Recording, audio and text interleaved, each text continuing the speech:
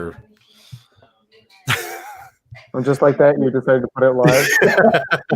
That's how we do it, man. Until we get an intro, which we should work on, because we're just gonna drop the live like right in the middle of conversation, so it catches everybody off guard. Yeah.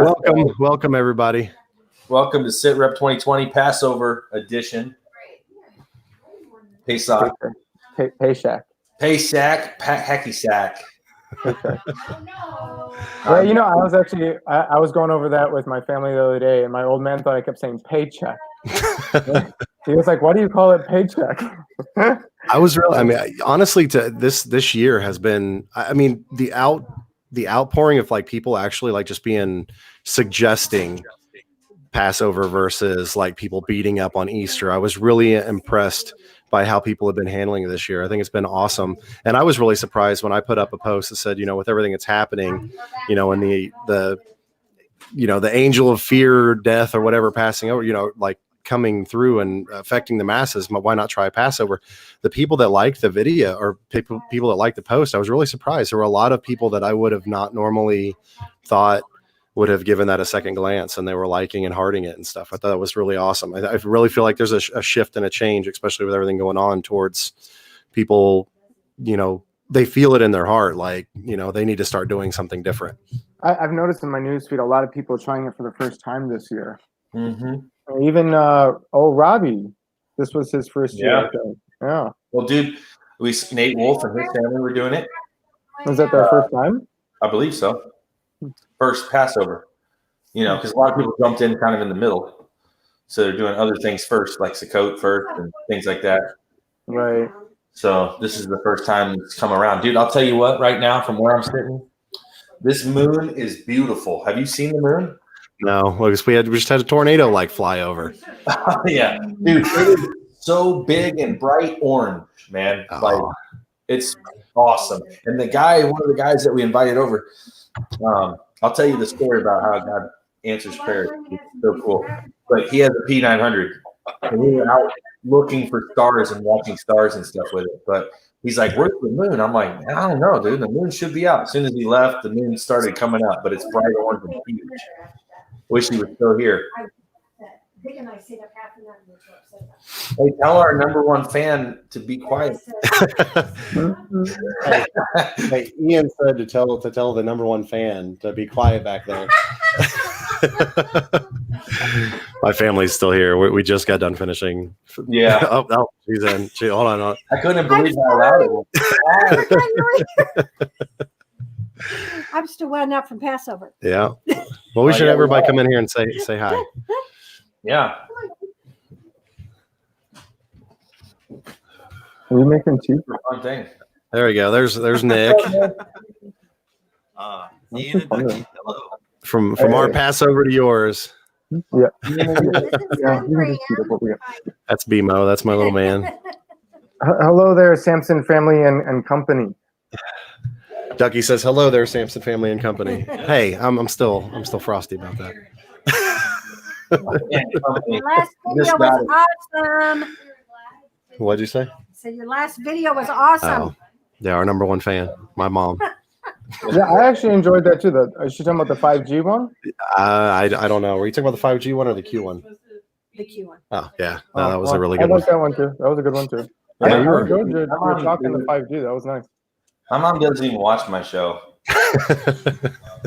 Did you even tell her you do a show? She knows I do shows. She's like, "Oh, that's nice." Do you think her commentary would be like, you know, you need to brush out that beard, or she'd be like, "Why do you not have a light on your face, and why do you look angry the whole time? And are you ever going on Sid Roth? That's Supernatural." If she does watch this, I'm in trouble. So, oh man. But yeah, dude, we had an awesome time, man. We invited. So I'll tell you. So last week, I felt like God was impressing upon me to put out a post that said we wanted to do a community garden. And Ian and I, well, Ducky over here, we've been talking about possible ways of outreach and things. And I think you suggested a community garden, did you not? Mm-hmm. So I felt like it was a thing.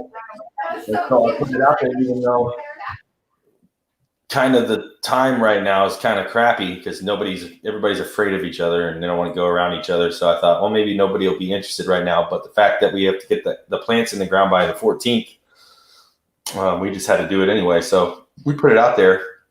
We had a couple contact us right away, said they were interested and they wanted to come look at the place, and they came out. We got to talking. They're like, are you guys Bible believers? We start talking about the times we're living in and end times prophecies, and they start bringing up Skiba. And I'm like, you guys know Skiba? And they're like, yeah, we love Rob Skiba. And they start name dropping a couple other guys. And I'm like, you got to be kidding me. Like, what are the odds of this happening, The first couple randomly. So, yeah, we had a long talk. This is their first time. We got invited them. We said we're doing Passover this year. We invited them, and they said they would come, and they came. We had a great time. We invited another couple from our small group at church, and they came, and we had awesome conversations. I mean, it was fantastic. And to top it all off, I'm a shout out to Alan Uncle Rico Aguirre. I got my Feast Unlocked package, my book package today. So it just happened to be right there on the counter. And I'm like, you know what? Let's start a little Bible study, and we'll go through this book together, and we'll learn about these feasts together. And they were like, oh, that's awesome. Good idea. So God is awesome. Did you get the workbook and everything too, or just the actual book? Okay. Yeah, I got the workbook. Okay. So pretty cool, man. Pretty cool. Yeah, no, that is really exciting. I mean, typically in my city, you bring up anything related to any of the topics that we normally discuss, and the closest you'll get is somebody saying that they listen to Alex Jones. So to have somebody recognize Skiba's name, that comes to you in person that you don't actually already know, right? My jaw would have dropped. Well, it was pretty much. They're like, you ever? Well, first off, they said, I'm wearing a Stan Steele shirt, okay? And they're looking at it and they're like, are you a flat earther? And I'm like, yes. I'm a biblical cosmology, but yes. They're like, okay, wow, this is interesting. No one else is a flat earther, the whole when you find someone, and you're right. What? Let's hug. Did you do the secret flat earth handshake? If you mean the 6 foot distance tap elbow. Did you see the thing about like people were like talking about like tapping feet and stuff and bumping elbows instead of like actually hugging and shaking hands? Mm-hmm. Yeah. I mean, it beats nothing, right? I guess. I mean, yeah. No, I hear you. It's been pretty hilarious. I think one of the funny ones I just saw today. Are you out of here, Shannon? Bye. I love you. Was they had 3 debit card like bank machines right next to each other, and they had these red squares spaced out 6 feet apart, but these machines were literally right next to each other. And I was like, well, it's a good thing coronavirus doesn't move left or right. It's like, oh, the stupidity. So one of the stores, they have Ziplocs over the credit card machine, except for you can't slide your card in. It's closed off. You got to open it and move it up so you can get your card in. So what the heck is the point? Oh, I don't know. I don't know. We've talked before though about how none of this makes sense. Logic has completely gone out the window as of like 2 months ago. Yeah, it's because it's ordered out of chaos. It is. That's what it is. It is. It's just like I said before. All of this stuff it's a spell. I mean, and it's meant to manipulate you. And the Bible says manipulation is witchcraft. So that's what it is. It's a spell. Yeah, Skiba's actually been posting about that a little bit on Facebook, talking about how the falling for the mainstream media message is falling under a witchcraft spell. Yep. He's no holds bar about how he expresses that, though. Bye, guys. Love you. Thanks for coming. It's gonna get quiet in here. Are you sure? There's the wife and the baby. Inches in the back. Yeah. Just slowly leave Yeah, just slowly exit stage left.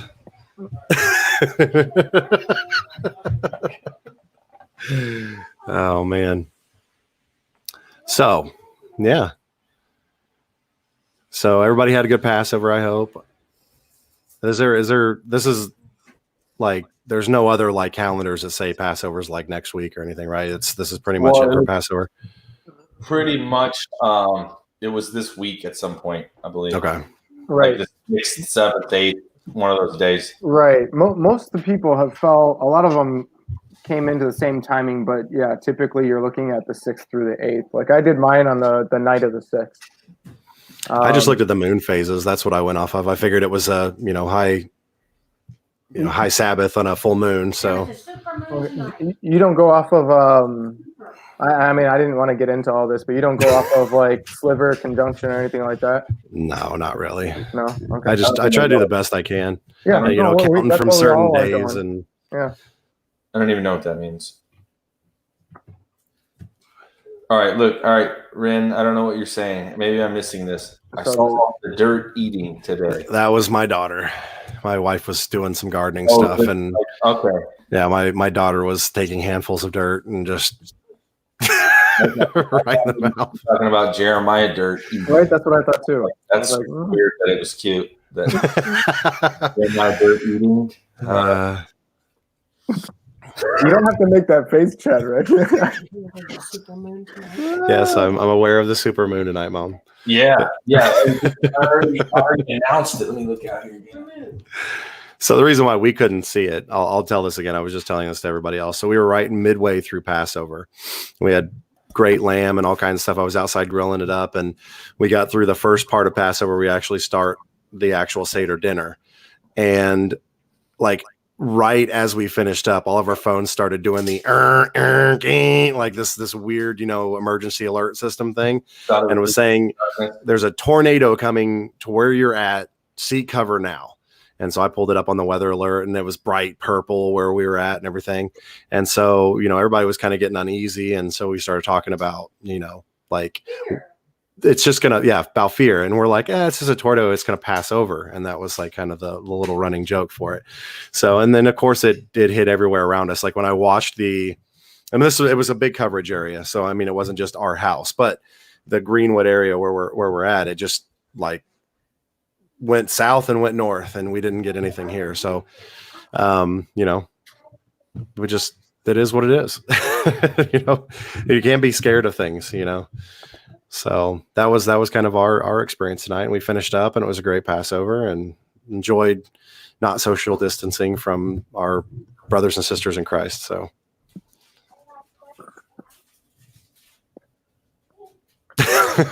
This is silence. Yeah, look at him. He's like mean mugging. I've got an interesting story about today. It's really small, but I found it telling for me, right? So without going into too much detail, so I don't end up having problems from this, my family and I were going for a walk today, and going down the neighborhood, out of nowhere, 6 or 7 police cars came rushing into the neighborhood, audio and visual going off, right? And so right away we stopped, and we're like watching it, and they're coming towards us, and they're not slowing down.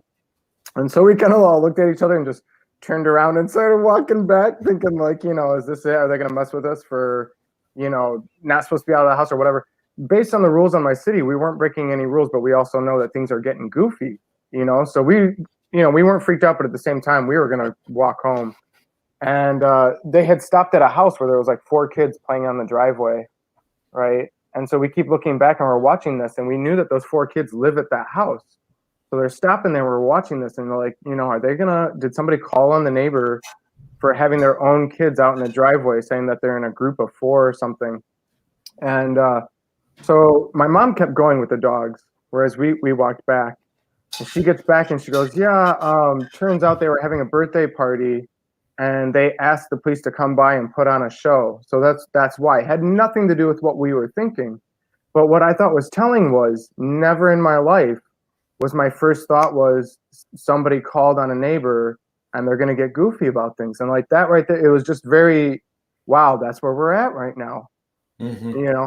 But I thought that was kind of funny too, though, that it turns out that they had showed up for the kids' birthday party. I mean, you're like, there's nothing else to do that all the cops could show up just to mess with people at birthday party.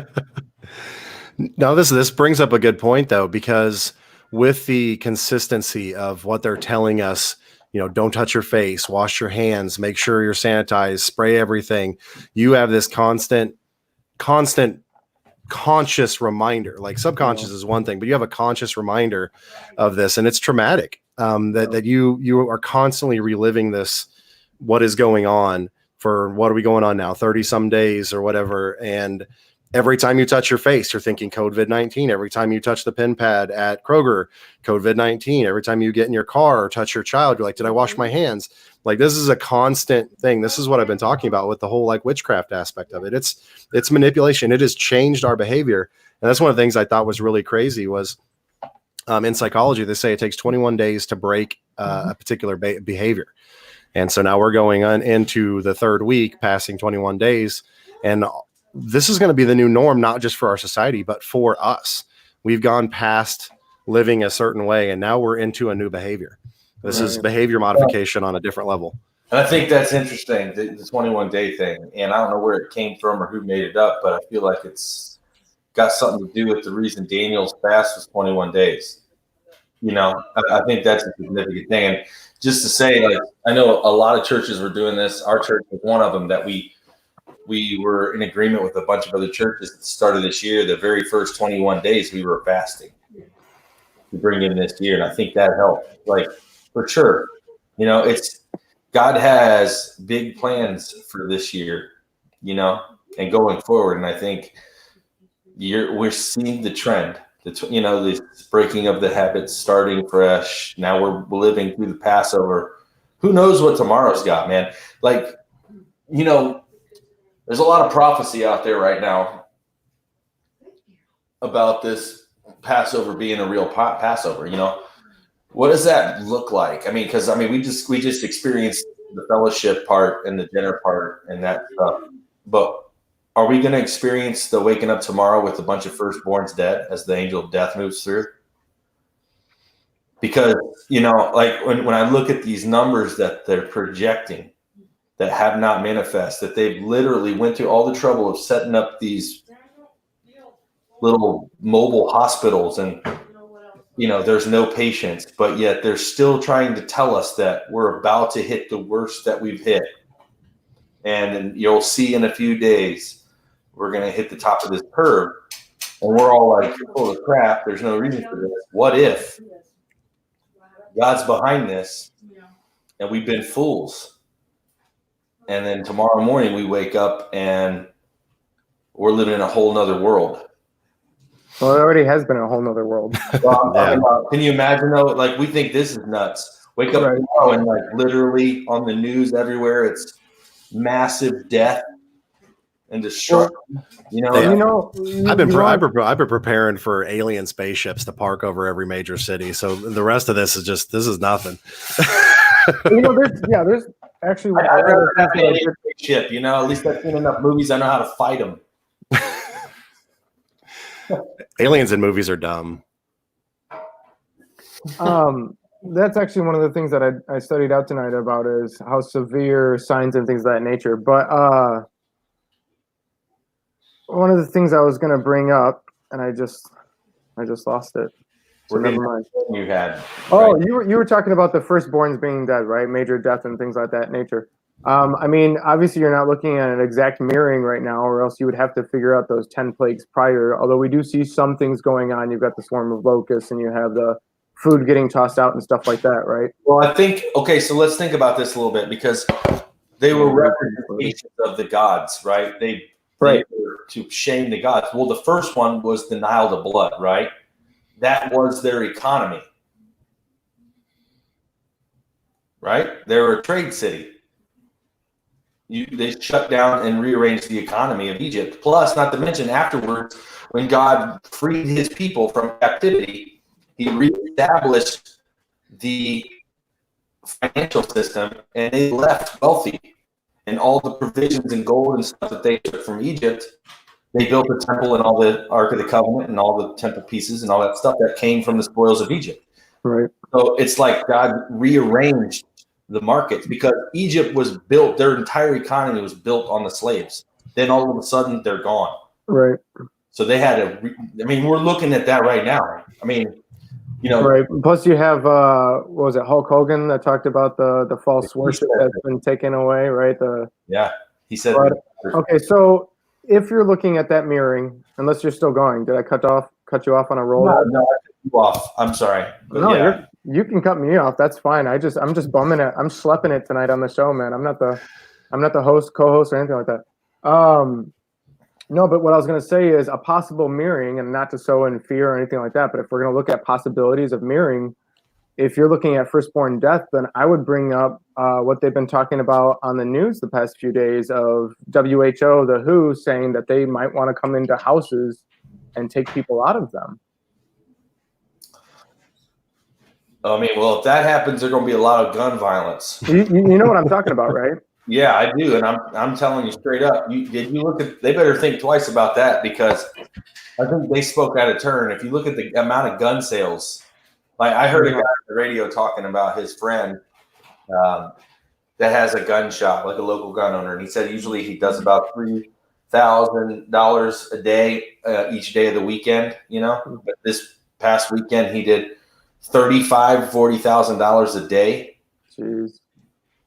You know, like, yeah, I think coming in and taking people out of homes ain't going to go very well. You know, I mean, even if you are scared, when some random weird WHO or whoever it is comes to your door telling you they're going to.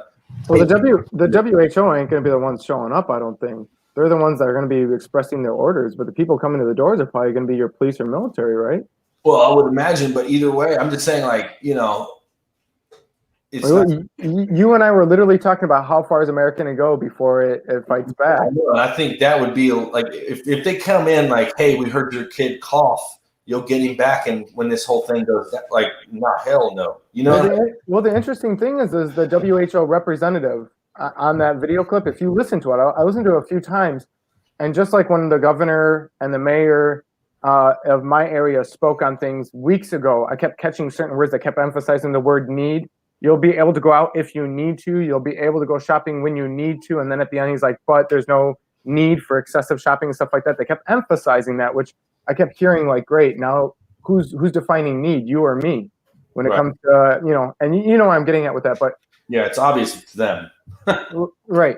But one of the things that he said that stuck out to me, he said, you know, the sickness has gone from the streets to in the house, which I was talking to family and friends about this today, and I said, you know, when you strategize, when you came out with the law saying we're going to do a shelter in place, right? Because they can't say martial law, right? They weren't able to push that yet, so they do the shelter in place loophole. It's not like they hadn't already thought about this. You tell everybody to stay inside, and now they're almost acting as if it's a second thought. Oh, well, we hadn't realized that now it's in the house. Now there's issues because you did what we told you to do. That's really messed up, number one. But number two is what he said was, we'll go from house to house and may take those who may be sick. He didn't say anything about testing them or showing signs of being sick. And I found that very interesting. I mean, this was the actual interview on there. He used the word may, and he didn't even use the word sick.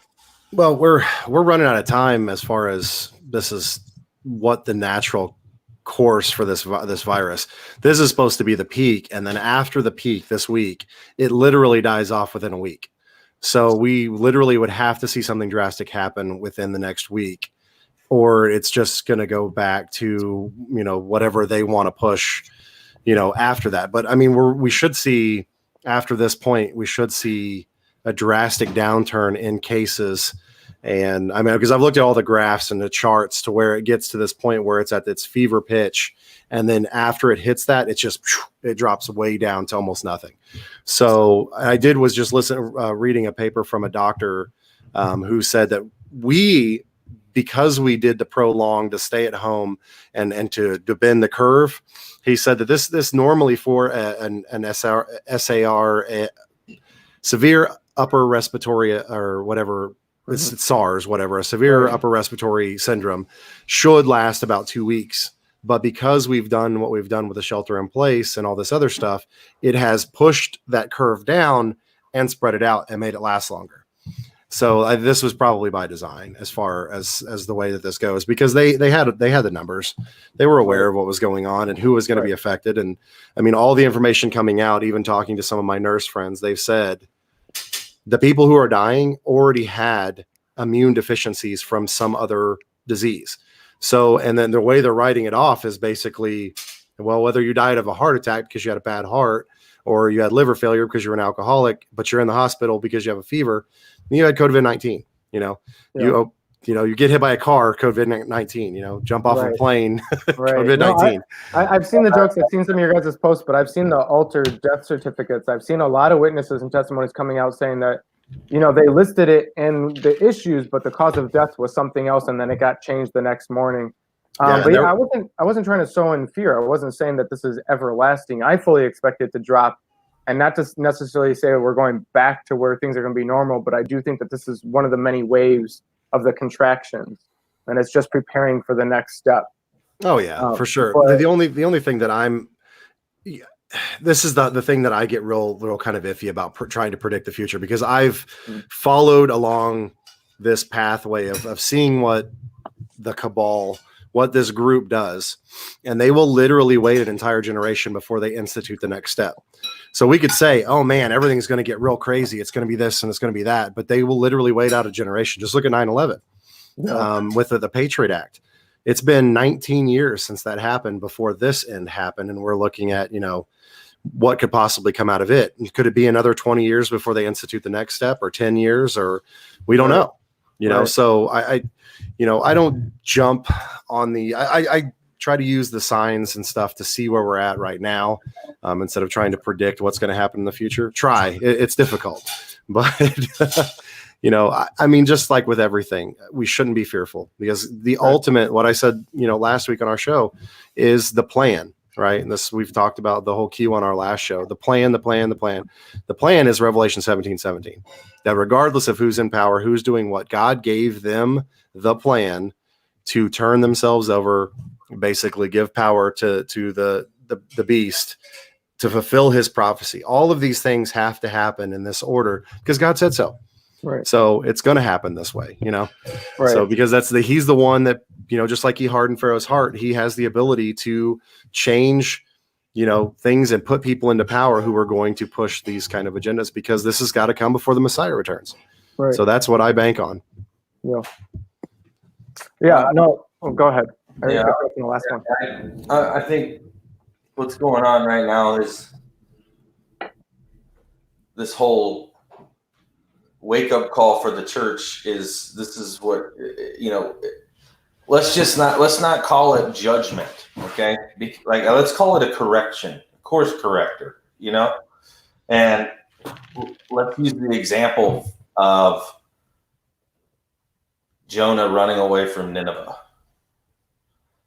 God gave the church a mandate. He told us what to do. He established it, and then because we've lost our first love, we've lost really a reverence for what the blood of Christ means and stands for. We now neglect, and a lot of us are not doing what it is that God's called us to do. We are almost ashamed. We've relaxed a lot. We forgot, like when we were talking a couple weeks ago when we did the struggle episode, we forgot that the blessings that come with the blood of Christ is you have to embrace the struggle that comes with it, because that's all part of the deal, right? And a lot of us don't want that. We want the world to accept us and to appreciate us. And the Bible clearly states that you can't have both, right? So you'll be hated by the world, and I think that a lot of people can't deal with that. Like they just, even myself, I'm talking to myself too. It's like there's things that I'm willing to do, and then there's things that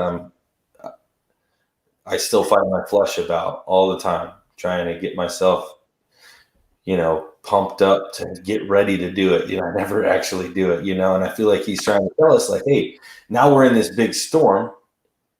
And it's not really that God sent the storm for judgment. It's he laid before us blessings and curses. We chose the curse, and then now we're reaping the repercussion, and it's a course correction. It's like the electric fence, we're hitting it and we're getting shocked.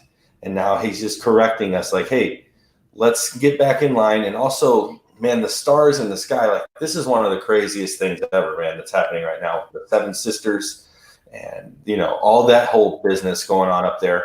Plus we're living through an actual quarantine during Passover, and it lines up perfectly with the Easter Resurrection Day and all the, the Gregorian calendar holiday and the lunar Hebrew calendar. And it's just, there's too many things for this to be random. You know what I mean? It's got to be, it's like that storm that the storm hits and the guys on the boat are freaking out and Jonah knows that the storm is because of him.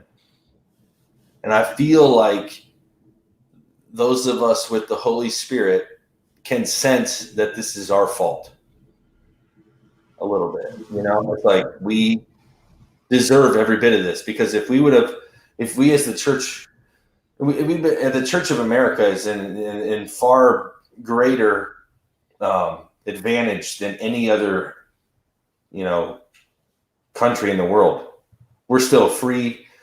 There's people that only have a 72-hour life expectancy. Like when we talked to Doug Krieger, and we're sitting here in our comfort zone over here talking about being persecuted because, it's just dumb. We don't even know what persecution is. You know what I mean? And it's, we sit here and we're aborting babies. We're, there's the drugs, there's the violence, there's the pedophilia, there's all kinds of crazy stuff that we completely embrace. Our culture completely embraces it over here. And it's detestable to God. And then yet we still want to pretend like we're God's chosen nation and we're the face of the church in the world. You know what I mean? It's despicable. And to think that we wouldn't be held accountable for what we've done is ridiculous. And judgment always starts with the family of God, right? The house, right into the internal gets corrected first. So that's what we're about. We're witnessing that right now. And thank God that a lot of people are hearing it, because, and it's kind of like I think we give the devil too much credit, man. We're sitting here like, yeah, these deep state guys, they put us on lockdown for 2 months for nothing. But I think, like you said in the beginning of the show, 21 days it takes to break a habit. That's what they say, right? We've been on quarantine for probably 21 days by now. I don't know. Some of us, anyways, some of the major cities that went down quicker than others. But and think about that, God literally set this up to where we're in quarantine long enough to break a habit as we repent for the sins that got us here. Yep. And then who knows, by the time this, opens back up, maybe a lot of people think about, what if you were addicted to some kind of narcotic? Alcohol. And for the last 2 weeks, you've been going through withdrawal. And you haven't committed suicide, so you're still alive, right? And when you come out of this, like, what if they're praying right now for God to come and, meet them, and he does. And then their testimony is this whole quarantine thing, they met God and they got freedom from these vices, like that's pretty crazy. And like, here we are trying to think of I don't know. I feel like we need to take advantage of this time to shift our perspective and try to think about what is God saying in this, and let's focus on that. And let's not necessarily, not that we can't speculate a little bit and things like that, but I think we have to make sure that we're focused on giving an answer. Hey, I think you got a great point. I think this is actually a good segue for what I was trying to get at tonight. If we can take just a few minutes and we'll shift. Let's 180 this, okay? Let's look at all of the positive things that have come out of what's going on right now. I mean, I think each one of us can name something that is almost supernatural to the point where it's like, this wouldn't happen any other time, you know, but because we're under quarantine, for instance, I've been looking up at the sky. I don't see the chemtrails up there right now. You know what I mean? I mean, that's one. I've seen the murder rates have dropped down in most circumstances in most states. A lot of abortion clinics were closed down. We have people that are now homeschooling their kids. You know, how many people are going to come out the other side of this? Go, what do I need the school for? Right. You know, I mean, we're forced, you know, it's like almost a forced Passover, a forced Sabbath, you know, like you're at home. What else you got to do? I actually saw a lady post that. She put, on a positive note, we all know how to homeschool now. Exactly. And, you know, right. That's awesome. So what else you guys have you guys seen? What do you see positives in everything that's happened? Like we're talking about, you know, breaking these habits. You know, I've seen pictures of the Bible section in Walmart completely empty right now. What do you guys got? I mean, one of the first things that came to my mind when this first started happening was I was sitting there thinking, well, you know, there's so many people that have been talking about how their work consumes their life and they don't get to spend time at home with the family like they'd like to. And as soon as this happened, I was like, you know what? I wonder how many of them are going to appreciate this opportunity, because that's what you're talking about, is looking at this as an opportunity to spend time with the family. Now, see, I didn't get to do that up until the last 5 days. I've been working as normal, but I think for the normal household, spending time with the family is one of the biggest things that otherwise would not have been occurring. You know, it's so cool because and I think I've probably talked to you guys about this, but I don't know that I've said it on here. 2018, I started praying about some direction, and I was praying for, you know, like it was right after I put Quantum Delusion, that was done, right? So I heard like that was my project for a while, and once it was done, it was, what do I do now, right? And I felt like God was telling me to get my house in order. You guys remember me talking about this with you, or no? I have a lot of friends. It could have been. But I remember God told me specifically, get your house in order. And I was like, I don't care. I remember that. And I don't know what that meant. You know, it was kind of like that was my my journey for the whole year, 2019, for the most part, trying to figure out what that looks like. What was he trying to say?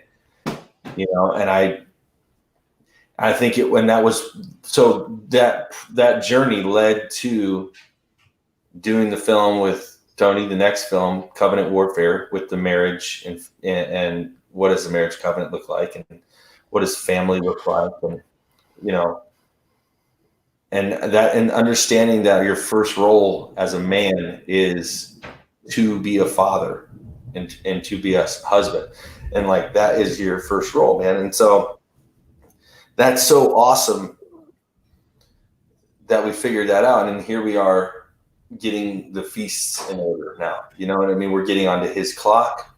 We're getting our homes in order. We're getting prioritized. We're getting rid of the leaven of our lives that have built up over time. You know, we're doing a big spring clean. Yeah. And then we're going to get reset and start over. And hopefully, because we've been quarantined for longer than 21 days, if we were doing right, it shouldn't be as hard as an initial like break, and you know, like you would normally get, right? Like a deliverance where you get that break and then all of a sudden you're required to change the next day. Well, we've had this process of reflection and introspection the whole time. Hopefully we can ease into this thing and maybe go into it with like, you know, excitement and direction. How many people you think are going online to look for other things to watch right now? Yeah. I'll tell you, I don't watch the news ever, but when I do, I can't handle like 30 minutes of it. I'm like, I gotta like turn it off. Like, this is horrible. It's like right now it's 24 hours of COVID-19. So know, that would right? get old real fast. Seeing a little thing come across the bottom that says like stupid stuff is closed and wash your hands and stuff. It's like, oh my gosh. The only thing we haven't done is had a countdown ticker like that was like counting each death as it was happening, like on the screen. You know what's funny is if you think about all the things that are shut down, like I'll tell you right now, I saw 2 ambulances today, and both times none of them they didn't have their sirens on. They had their lights on, but no sirens, and they were driving slow. It was weird.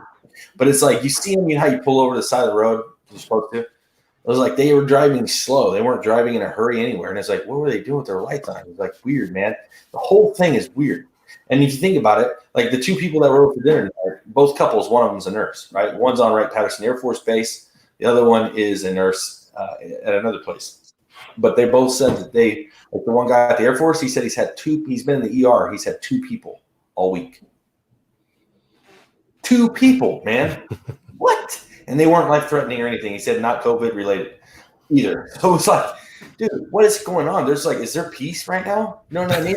Because, you know, any other day it's like 20 people died in Chicago overnight from a gun violence, you know, or I know driving in Ohio, we have these little light up signs on the streets and they'll say 187 deaths on road accident deaths or whatever in the state this year. There's going to be either no one's dying from these things and we're literally like the only people are dying are fake COVID deaths, or, you know, normal people that die like from sickness that always happens. They're just saying they're COVID deaths to inflate these numbers.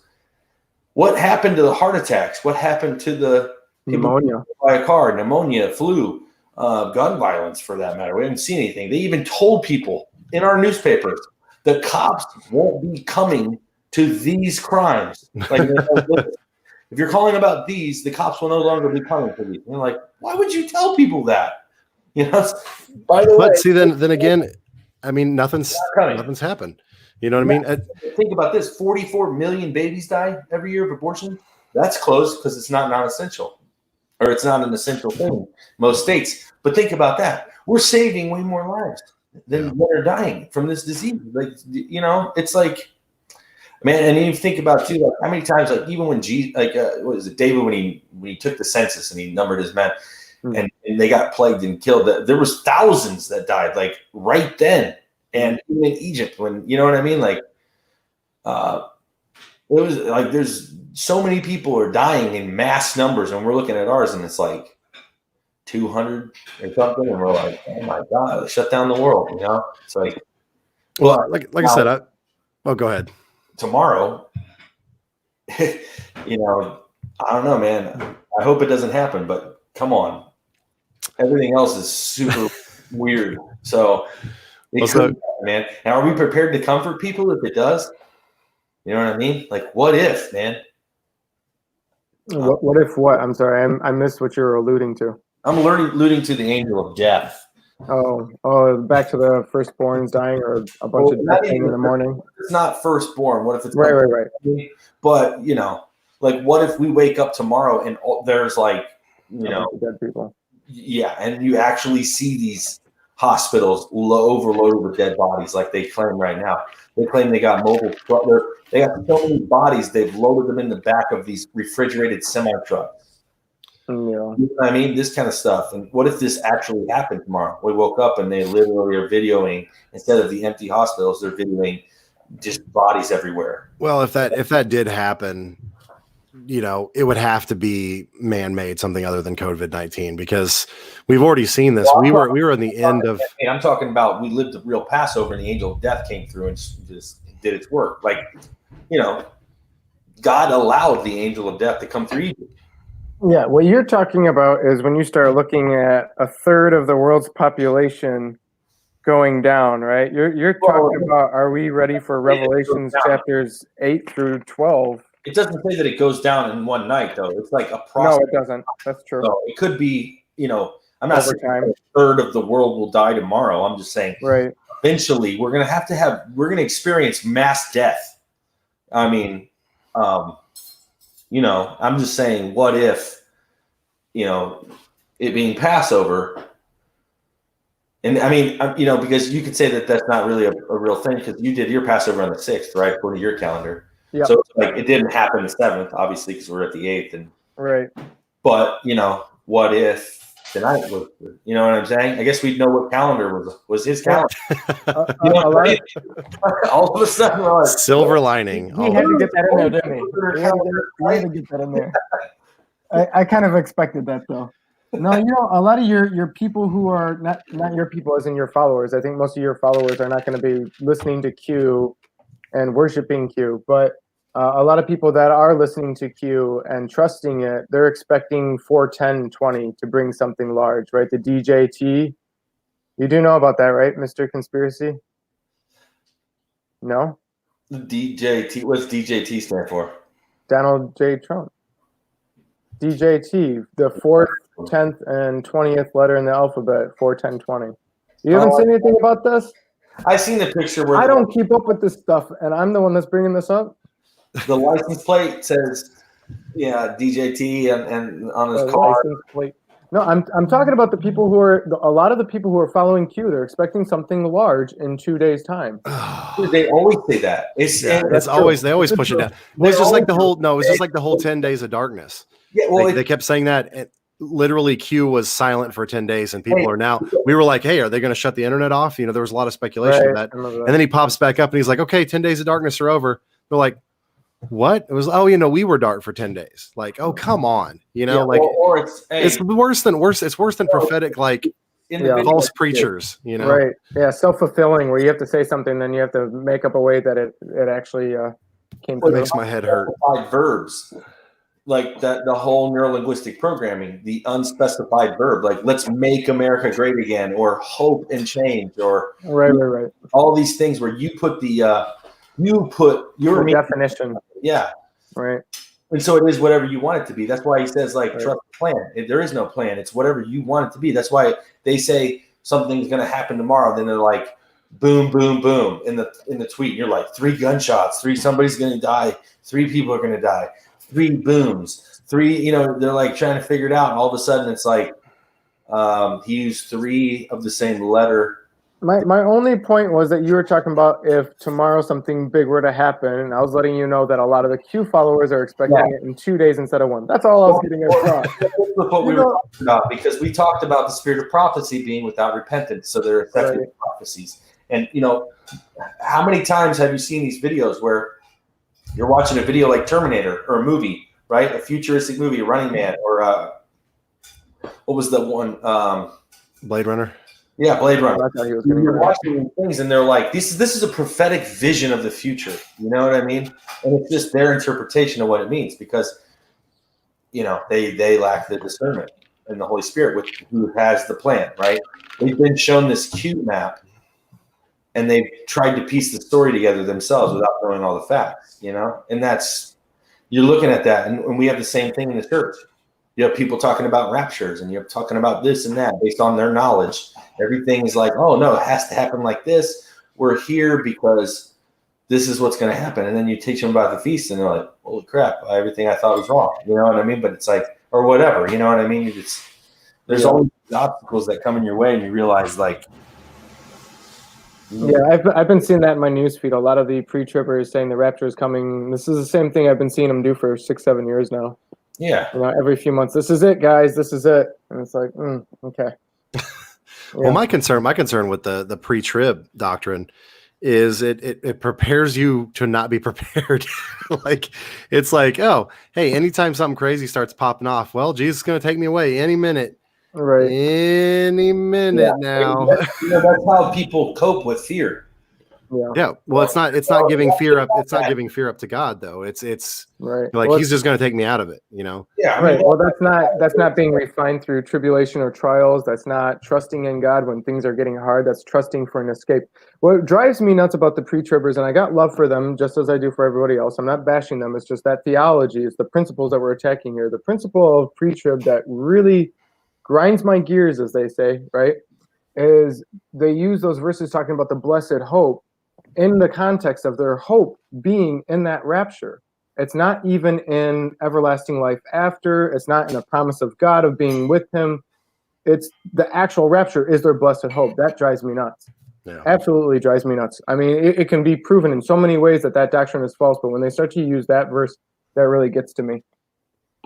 Well, mine is what I'm worried about for anybody who has followed that doctrine is if it doesn't come to pass, if there is no pre-trib rapture and you start seeing your brothers and sisters, your friends and family member persecuted, murdered in the streets, things like that, you're going to be like, well, my pastor told me that we were supposed to be gone by now. So if he lied to me, then is the Bible a lie? Does God not exist? There is a great falling away that happens in the Bible. And that is what I'm concerned about. And it's perfectly depicted. If anybody's ever seen the Simpsons movie, have you guys ever seen the Simpsons movie? They have like this dome that comes down over the city and everybody comes outside from the bar, Moe's Tavern's right next to the church. And everybody comes out and looks up and then they switch places. Everybody who's in the bar goes to the church and everybody who's in the church goes to the bar. Yep. So that's what I see happening in times. Like everything's just going to start going crazy and people are going to be running out of the bars and going to the church. The people in the church are going to be running to the bars, you know, at least if you've been taught pre-trib rapture or rapture. So it just perfectly kind of encapsulates that whole idea. For sure, man. I think you're right on, dude. I think we are going to see that because, you know, I don't know, man. There's so many errors these days, you know. And the fact is, even though we know there's all these errors, we still let it divide us. Oh, I know. You know? Well, and it's not like this is a new thing, though. Like how many times did Jesus say to his apostles, to the Pharisees, to the Sadducees, have you not read? Did you not hear? Do you not know? Like, and they were just off doing their own things, you know, like they had come up with their own theology. And Jesus was like, no, let me teach you what it really means. You know, I mean, it's always been that way, but I mean, definitely the divisiveness between groups and denominations. There's a reemerging that is happening that is bringing groups and stuff together. Now we don't have walls. There's no churches to go to anymore, at least right now. So you're like, what church you go to? None, because they're all closed down. You go to bedside assembly. And that was kind of something I made a joke about earlier with my mom. I was like, these churches aren't open right now. I'm like, what about all these faith healers? Like, how come they're not like, hey, come to church, we'll heal you? You know, like where is it? You know, where's the faith when things really happen? You know, right? It was a tester. There's a lot of people who've been talking about how this whole thing is a revealer, you know. But like you guys had mentioned, and I think that was the best way of looking at this is when you see it revealing this time, right? Let's not even say it's COVID because, like we've alluded many times, that could be planned, and there's all kinds of false things and misinformation going on with that. But when it reveals to you the issues that you have with yourself, what are you doing about that? And are you taking advantage of this opportunity to move forward and grow therein? You know, one of the things I've been known to say in my videos and in fellowships and Bible studies and stuff in the past 6 years is that when you're able to acknowledge a shortcoming in your spiritual walk, a shortcoming, whether it's a mental, emotional, physical, whatever issue you're going through, you realize that something needs to be worked on. Oh, I have more pride than I thought. Oh, apparently I do struggle with this more than I realized. I didn't even realize that I do that. When you're able to realize those things, I still go to bat stating that the only way you're able to actually acknowledge this is that God has allowed you to acknowledge it. And if God has allowed you to acknowledge it, he's revealed it to you, then that means he's willing to work with you through it. You know what I mean? I mean, we talk about the scripture says, every good gift is of the Father, right? So recognizing an issue, he only chastises those who he loves. So the moment you're able to recognize an issue, that's him allowing you to recognize it so it can be worked with. And he that began a good work in you is faithful to finish it to the end. So he's never going to leave you in the middle. Right. That's the one thing that I do find we just did Passover. And I think a lot of people that was, that are in the chat room has done it with us. But I think that is a time like this for something like this is all about the repentance, about the salvation of Jesus. Like he says, when you guys do this in remembrance of me. Well, what did he do? He came to die for our sins. And what are we supposed to do? We're supposed to repent from our sins. We're supposed to turn away from our wickedness. I mean, what better time to do it than now? Right? I mean, if you didn't get to celebrate Passover, well, go spend some time in the closet, go repent, go spend some time with God and get your life straight, you know? Yeah. So Like, here's something interesting. So, you never probably heard of Chuck Pierce. He's a prophet. He works for, he's the pastor or the head guy at, crap. I don't even remember. There's like something of Zion, glory of. you've met my mom, right? I know who Chuck Pierce is. Okay, yeah, the glory of Zion International. It's Alan McGuire's it's like leadership. His church, Chameleon Church, is part of Glory of Zion. So, anyways, Chuck Pierce is talking about this, and he brought up a good point. He said, "Here we are, right? We're living through a real Passover. We have to look at this from when they were in Egypt, when they left Egypt, God reestablished the financial. He flip flopped, right? So the slave became the master and had the goods as it left, right? But then he said there was a period of testing that was supposed to last for 40 days. And because they failed, it lasted 40 years. And so he was saying these next 40 days are going to be critical to see if we can be obedient in order to take a hold of those promises and be able to walk in them, right? I thought that was really. So you're not going to say it? What? You're not going to say to see whether or not you're part of the generation of Joshua? Well, I got more to say, but yeah. Did I ruin it? Was that the end note and I skipped you there? He said was, so, one of the things that was not, he didn't say this, but one of the interesting things is when Moses had them in the desert, and they were in the wilderness, God provided for them. God fed them. And then in order for them to go into the promised land, the old generation died, right? But then Joshua's responsibility was to teach them to feed themselves on the promise, right? And that's kind of like the loaves of fish too, when, because Christ is like, we're going to feed these people. We're not going to turn away. And they're like, well, how the heck are we going to feed them? And he's like, go see what there is, right? Go find something that I can work with, right? So then they went looking and found some things, but he made them do it. Like, go, I've already told you all this stuff. I can do, you can do this same thing. So go find something and make it work, And that's what walking in promise is all about, because God has already given us this whole, everything in this realm is under our authority, right? Because all authority in heaven and earth was given to him at the cross. He gave it to us. He gives the Holy Spirit and everything we have, and we're going to do greater things as long as we take hold of the promise, And so part of that is walking in the promise. Faith without works is dead. So you need to take hold of this and then go and put it into action. And God will give you peace. Like it says in Romans 15:13, the God of peace fill you with all joy and hope may the God of all hope fill you with joy and peace as you trust him, right? So the whole, as you trust him, you are filled with joy and peace. Not before. I think it's cool. I think it's exciting. We have 17 people in the chat. Dun, dun, dun. I don't even 18. It's 18 now. It's so weird to be the guest. I can't comment. I can't see who's in here. I can see people's comments though, so there is that as a plus. Why can't you comment, man? You should be able to get in the chat. It will not let me. So that's why you have two screens, and then you can pull up the YouTube on the other one, and you can comment directly from there. That's what I do. I have to do one computer at a time. I have two children. You know what I mean? They're tiny and they wreck things, and I'm just very thankful and appreciative right now that this computer still works. I'll just put it that way. Yeah. Hey, speaking of in the wilderness, I just wanted to bring up Deuteronomy 29:5. One of, I believe there's other verses on this. I have my notes on this in one of my notebooks.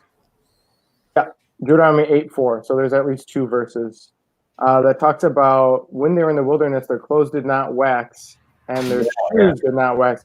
And so I think that's interesting, because if we're looking at a parallel, if we're looking at a mirroring right now of going into the wilderness, right, and going through that testing period to see, Are you going to walk in faith? Are you going to be a part of that generation that moves on to the promised land because you endure to the end? Or are you going to give up when things get hard? Keeping in mind that as hard as it seems, it's not as hard as it could be, right? It talks about the time being shortened for the elect's sake, right? That shows that it could have gotten worse. Mm-hmm. You know what I mean? Like, even when you look at the 10 plagues in Egypt, right? And when you had the blood in the water in the beginning, and when you had the frogs and when you had the lice, it doesn't say anything about the Israelites being separated from the Egyptians during those things. So from what I can tell, reading through the context, it seems that they went through those too, which is not as bad as what comes after that, right? It all gets back. And it's kind of funny too, because when you really look at that, the one that God finally says, I'm going to separate my people from yours, so this is really profound. He starts with the flies. The one out of all of them that seems the least controllable in sense of if it was just circumstance, you've got these swarms of flies and everywhere but in the little Goshen. You know what I mean? But my point is if we're going into the wilderness right now, prepare to get ready to go into the promised land. Not talking about the very end of Revelations and all the heavy stuff, right, where it's the worst pains, but leading up to that point, our shoes are not waxing off in either of our clothing. It's not as bad as it could be. So when you get what I'm saying, right? Am I? Well, think about this. Think about what you just said, and think about these. We're over here. We're looking at it from our perspective as men that work jobs, that have families, and have to live through this real world event. And we're saying these stimulus checks, there's probably some kind of string attached. And what do they make? They're making this money come out of nowhere because it doesn't exist. You know what I mean? Mm-hmm. So we're saying all that, yet we could be thinking about it as we don't have bills due because they gave us a grace period because they shut the economy down. They're giving us money to supplement in that place. We still get the grace period. We're also getting a stimulus somewhat. We could be getting more. And this is kind of like God providing the oil in the lamp, or the provision. The clothes are not wearing out because he's got us. You know what I mean? He's going to keep us sustained. Right. It doesn't say that we're like, it just says they're close to, it doesn't say they got a bunch of new outfits. It says they did not wear out, right? Right. It didn't wear out, which is intense because a lot of people talk about them being in the wilderness. And I've heard pastors preach about how they had blisters on their feet and they couldn't take it anymore, this, that, and the other. But those two verses alone show us it was not as bad. I mean, look at that pillar of the cloud. You did have it was either you and Chad or just Chad. You had Carl Teichriv and Audrey RV and they talked about Burning Man, how their crap got wore out and destroyed in a week. Mm-hmm. We're talking 40 years, man. Yes. Like, what I mean? That is a heavy point. Because to think about, normally your shoes not wearing out, you're like, well, yeah, I was quarantined for 40 years. I didn't even walk anywhere. But you're talking desert life. Right. Right. The wind alone will tear your shirt to bits in a week. That shows so many things about the provision that he was handling. This is one of the things I've mentioned in videos before, that cloud, that pillar cloud and that fire pillar, right? A lot of people talk about how that was guiding them, but look, they had fire at night, right? Which gives them heat because in the wilderness, it gets extremely cold, especially if it's desert-like. And during the day, right, when the time you want coverage, shade from the sun in the wilderness or desert, they've got a cloud pillar. So, I mean, you've got lots of things you can look at. And one of the things, I was going to talk about with those 10 plagues in Egypt is you see mercy because if it had stopped anywhere in those 10 before that 10th one, the economy could have reboosted. When you start looking, each one made it worse. When the locust ate off all the green, you still had plants. When the hail took it down, you still had roots. You know what I mean? Like each one was that was showing mercy and compassion in the sense of if you were to let my people go, you can turn it back around. Mm-hmm. But Chadwick, let's say worst case scenario that we're looking at right before the time of the mark of the beast, because there are people out there who are saying that emphatically, right? That the mark of the beast is this vaccine with the RFID chip, the ID 2020 with Bill Gates, right? Which I can poke some holes in that and say that if that's the case, there are certain things that have to happen between now and then quite fast, which could, but I mean, I just don't see it happening. I'm not saying it's not going to, it's just, there's no way you can state that is right now because there's lots of things that haven't happened. But with that being said, let's say worst case scenario, that's the case, right? Worst case scenario, the mark of the beast is out by the end of this year. Okay. Worst case scenario, then we're looking at going home. Right? You see what I'm saying? Is like a lot of the fear mongering. It's one of those like, if that's really what you think is happening, then you should be rejoicing. Yeah. Yeah, that's what it says in Revelation when it talks about all this, is that rejoice, like, for the Messiah is returning. Like, we should be excited because all of this has been foretold. When these signs start lining up, we should be telling everybody, hey, guys, the Messiah is coming back, right? Not cowering and hiding in quarantine, you know. You know how we think about, okay, for one, we've got a bunch of truth in this community, okay, all across the board. And it's really hard to tell people. When you always want truth, you're like, God reveals some stuff. He reveals it, and then you can't tell anybody because you look like a crazy fool, right? So we have to group up and talk on hidden chat rooms and things, right? But, okay, he wants us to share this with people, right? Because he wants us to spread the gospel. He wants us the power is through the blood of the Lamb and the word of our testimony. The word of our testimony is the struggle that we have personally come through. That is the testimony of Jesus in our life. So as we're telling people the hope that we have within us, our story is coming out by the way that we learn things. The identity that we now have is being shown to people, right? What a better way. How could you possibly ask for more than living through an actual plague that was, a descriptor of the identity of the children of Israel? This is when God instilled these things into them and said, you are my people, one law for the Israel and the sojourner, right? I mean, this is like the coolest opportunity ever. And I'm taking advantage of it, bro. I have like so many opportunities. We had the best conversations tonight about all this stuff. I'm sure you guys did too. But it's like two people never even heard of this. We invite to Passover. They come and their lives are changed. You know what I mean? And that's just the first round of feasts. We still have the other ones to go. We have Sukkot. I'm going to invite a crap ton of people to my house for Sukkot, and we're going to have a big old party, and we're going to witness to everybody. I'm excited. I'm coming. We're going to have a meeting at the house with Alan Aguirre and a bunch of other people coming. I'm going to set this thing up. We're going to be taking the world 2.0, 2020, 2.0, quarantine festival. That's what we're going to call it, right? Quarantine festival. COVID Fest 2020. Oh, jeez. Yeah, I'm hoping that all of this will be a bypassed word, a word that is not used in conversations much by that point, by Sukkot. Yeah, I definitely don't see it lasting too much longer. So, and there's going to be a lot of people with egg on their face. I mean, in all honesty, and it's going to be, then they're going to have to start having conversations about, well, here's what really happened, or, we weren't scared because of all this. Why were you terrified? Why were you petrified?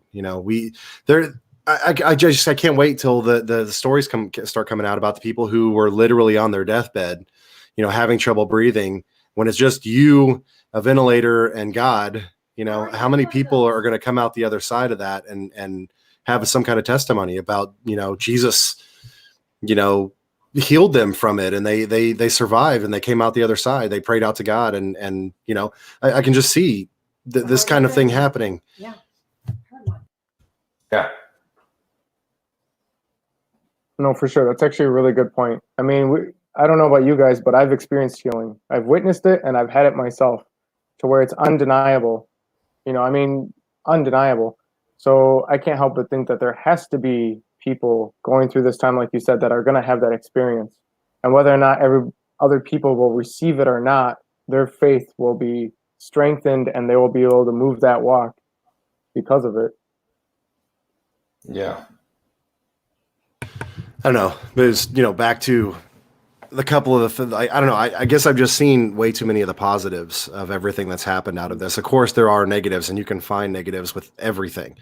But I mean, the amount of people that are not worshiping their sports stars, their like all movies, production of movie and TV shows is down, right now. All the football, all the basketball, all that stuff is down. I could just go on and on about all of the positives that have come out of this. People are out walking around. Like, we started building a garden because we realized, hey, you know, you can go and you can get this stuff from the store, but what happens when that runs out? You know, how many people have like been awakened to the idea that the system we have in place, they're not going to need to go to the doctor anymore, because how many times they call their doctor's like, well, do you have COVID-19? No. Well, then, you know, suck it up, buttercup. You know, you're not coming to my you're not coming to my office. So how many people have decided, well, you know, maybe I don't need a doctor whenever I get a cough or a sneeze, you know? I mean, how many things are going to change? We look at the kind of surface level stuff, but how much of the mentality, like we said, 21 days changes behaviors. How many people are going to come out the other side of this with a better behavior mindset? I mean, I'm sure there will be people that are going to come out of here like, you know, this is Fallout and they just broke out of their shelter and they're ready to go rampage or whatever. But there will be other people that maybe have never had any contemplation of anything bad happening in their life. And they've just been locked in their house because death was just outside their door for the last, 45 days or whatever it's going to be. You know, there could be some amazing change in people that you wouldn't have expected it from. I've always said that people don't change unless they have a near-death experience or a come to Jesus moment. And usually those go hand in hand. So, when people are faced with their mortality, they start changing behaviors. And I think we're going to start seeing that. The reliance on a lot of the things that we had done before is going to change. And whether that, of course, that's going to affect our economy and all kinds of stuff, but we may not see the same things that I've said this from the beginning. The other side of this is going to look a lot different than what we were used to because of things like the death of the small business. There's a lot of businesses that are suffering from this, a lot of industries that are suffering from this that may not recover. I just saw AMC Theater say if they make it to the end of this thing, they're probably done. And the movie theater industry has just decided, well, we don't need theaters. We're going to release movies to Amazon Prime and you can just rent them from there.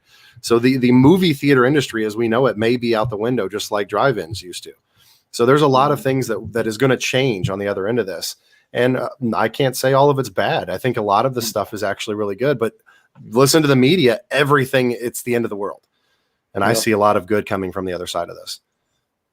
Yeah, let me read you this because this is something cool. Luke 10 is where I'm at. Ducky, you have this memorized, right?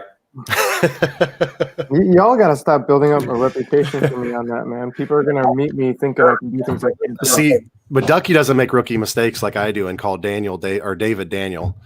Hey, no, we all make mistakes. I'm telling you, stop building up a reputation. All right, I am detail oriented. I will say that. So I'm going to Luke 10, right? I'm going to read like sporadically because I think there's some things here. So I'm going down to 19 first. It said, behold, I have given you the authority to tread on serpents and scorpions and over all the power of the enemy. Nothing shall hurt you. Nevertheless, do not rejoice in this, that the spirits are subject to you, but rejoice that your names are written in heaven. In that same hour, he rejoiced in the Holy Spirit and said, I thank you, Father, Lord of heaven and earth, that you have hidden these things from the wise and understanding and revealed them to little children. Yes, Father, for such was your gracious will. All things have been handed over to me by my Father. No one knows who the Son is except the Father, or who the Father is except the Son, and anyone to whom the Son chooses to reveal him. Then he turned to his disciples and said privately, Blessed are the eyes that see what you see. For I tell you that many prophets and kings desire to see what you see, and they do not see it, and to hear what you hear and do not hear it. Right? So that's important because it's saying right here, many prophets desire to see what you see and do not see it. They desire to hear what you hear and you do not hear it, right? That means that's exactly validating the spirit of prophecy, the secular spirit of prophecy, right? This whole thing about God choosing who he reveals things to. Plus, you notice that he uses the whole to see what you see, the eyes to see, ears to hear thing, which is what he says when he's judging the seven churches. Blessed are those with eyes to see and ears to hear every time, right? Yeah. And then look at what's happening right now in the sky. You know about this? The seven sisters thing? Are you asking me? We've talked about it. Yeah, I'm just saying. I wanted you to say yes, but you didn't. You looked all strange and Because weird. I'm not that guy. You know this. We've talked about this. Yeah, so the Seven Sisters thing, I don't know if it's legit, but it seems legit, you know? I'm not going to argue over stupid You don't know if it's legit, meaning you don't know if it's happening? No, I mean, there's all this stuff about how there's arguments over if this is true that it's really happening, then that means Christ is Venus and that whole stupidness. And it's like because Venus is the morning star and Christ is the morning star or Lucifer is the morning star. One of them is not true. That's a terrible translation. But It's not morning star. You know what I mean? They want to fight over that as opposed to saying, yeah, I don't know what's happening, but the timing of that and this is way too much, along with the other stupid crap we got going on. We got so much crap going on right now. There's no possible way. We know there's no such thing as coincidence. My bet's on it means something, you know, whether we're living through this actual God resetting his churches, which is what we're talking about. We've been talking about God unifying his body. That's exactly what he's doing because Paul is bringing correction to his disciples, right? His personal guys. He's calling them, writing them letters and saying, you know, Timothy, you know, or I mean, not Timothy, but you're writing to these churches and he's saying, here's your problem. Fix this. I love that you're doing this, but fix this, right? And that's what God's saying to us. Hey, get your crap together. Come back to me. Forget the divisions. You know what I mean? And it's like, you say you're rich, but you're actually poor. So get your crap together and get over it. You know what I mean? And, you know, it's like, I mean, I feel like it's all relative and you know, when I told somebody like, yeah, they're like, how could it be there and also be here in this part of Revelation and everything? And I'm like, well, I don't really know. Why don't you explain it to people? Because everybody in the chat's like, what is he talking about? I don't think everybody knows what you're talking about. I don't even know what I'm talking about. It's just supposed to be what? The alignment of certain planets in the sky? Yeah. So Ian's out of here. He's gone. All right. Ducky pulled a ducky. Did you see my thing about me taking a ducky break? Yeah. So I posted it up here. Let me find it real quick because I'll pull it up here.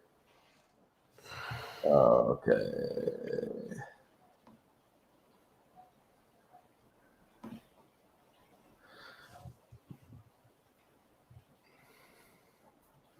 All right. Let me go back over here and share this.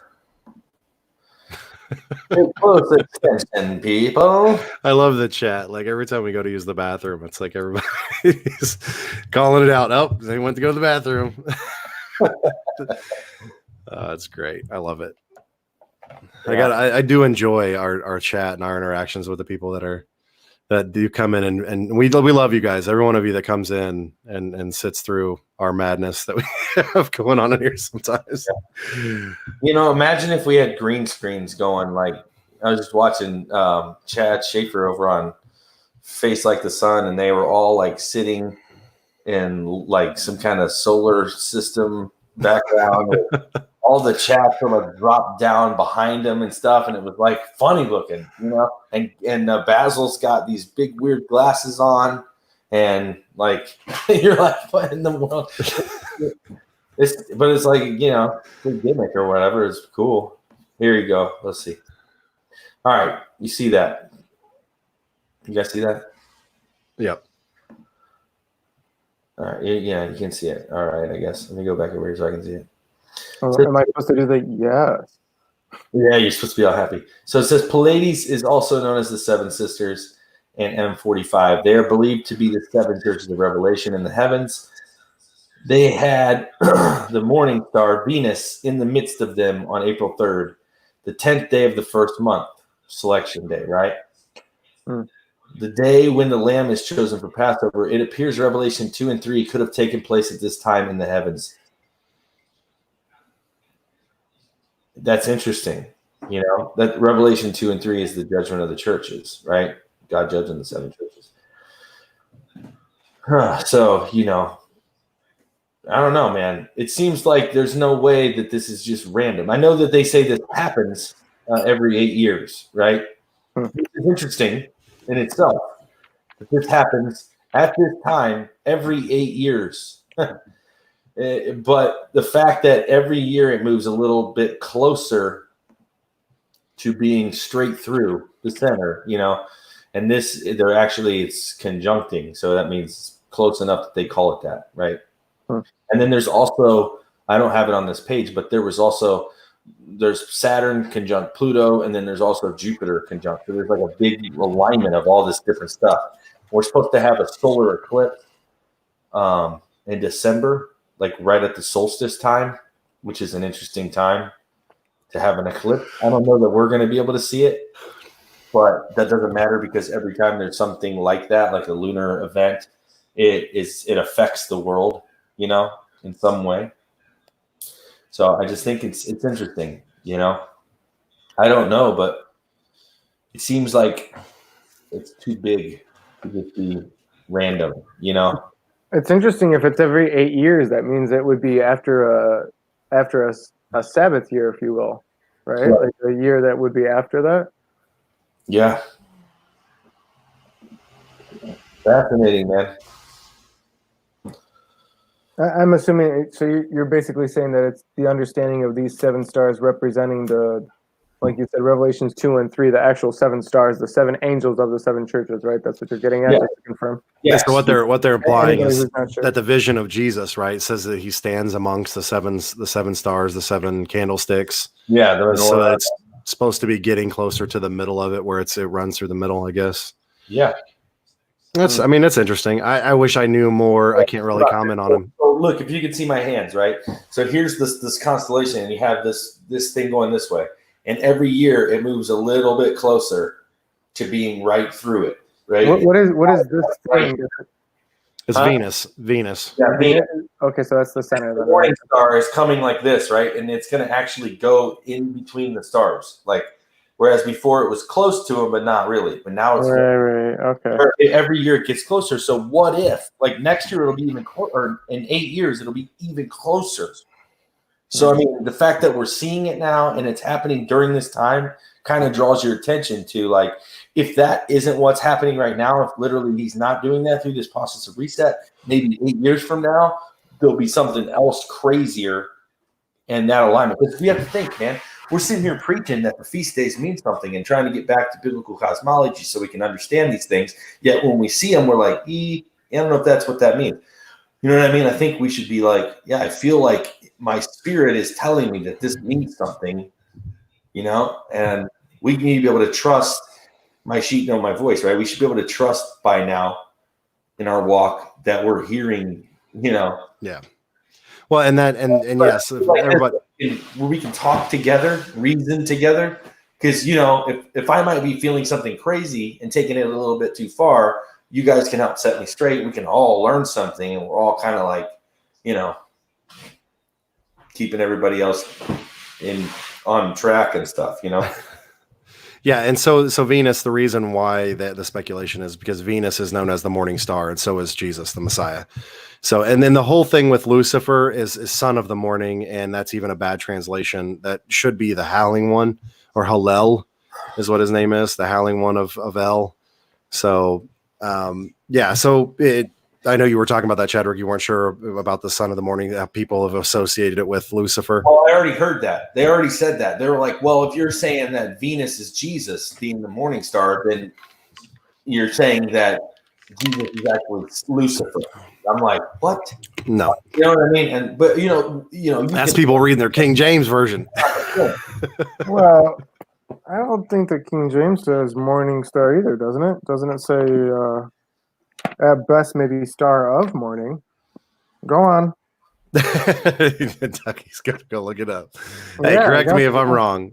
I got to now. I know that some of the translations, because I've looked this up. I did a big study on the separation between who Hasatan, Hallel, Gadriel, Azazel, each one of them, and it was a represented son of the morning, which I have a feeling, if that is a legitimate representation, that Lucifer is not actually Satan as we understand him, the adversary, but he is a child of a Nephilim, or a fallen one.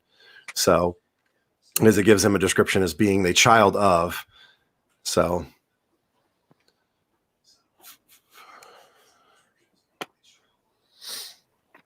no, it's definitely interesting though. I'd have to. What do you guys want to talk about? Well, I mean, For anybody who's struggling with being, son of the morning, King James. Okay. By the way, I was gonna say I think the NIV. I'm not a big fan of that version. I think the NIV. I'm not here to bash versions. I'm just outright I'm not a fan of it. But the NIV I think is the one of the ones that says that for Isaiah 14. But I was gonna say anybody who's struggling with this cabin fever time, who hasn't been able to see this as an opportunity, hopefully they'll be able to, while listening to this, believer or non-believer alike, will take this time to reflect. And if you're not apt to pray right away, at the very least, consider it while you go out for a walk instead of snapping at your family members and things of that nature. Because that's one of the things that I've been thinking about too, is people who are struggling through this time. How they're treating it. I didn't want this to be a issue that snowballs into domestic abuse and things of that nature. You know what I mean? So I wanted to remind people of their many options. Ideally, prayer. But at the very least, to get out and go for a walk or whatever you're legally allowed to do in your city, other than snapping and doing something you may regret, whether it's action or word. I got another praise report, just to kind of fuel the fire here with people, like how you can interact and engage people.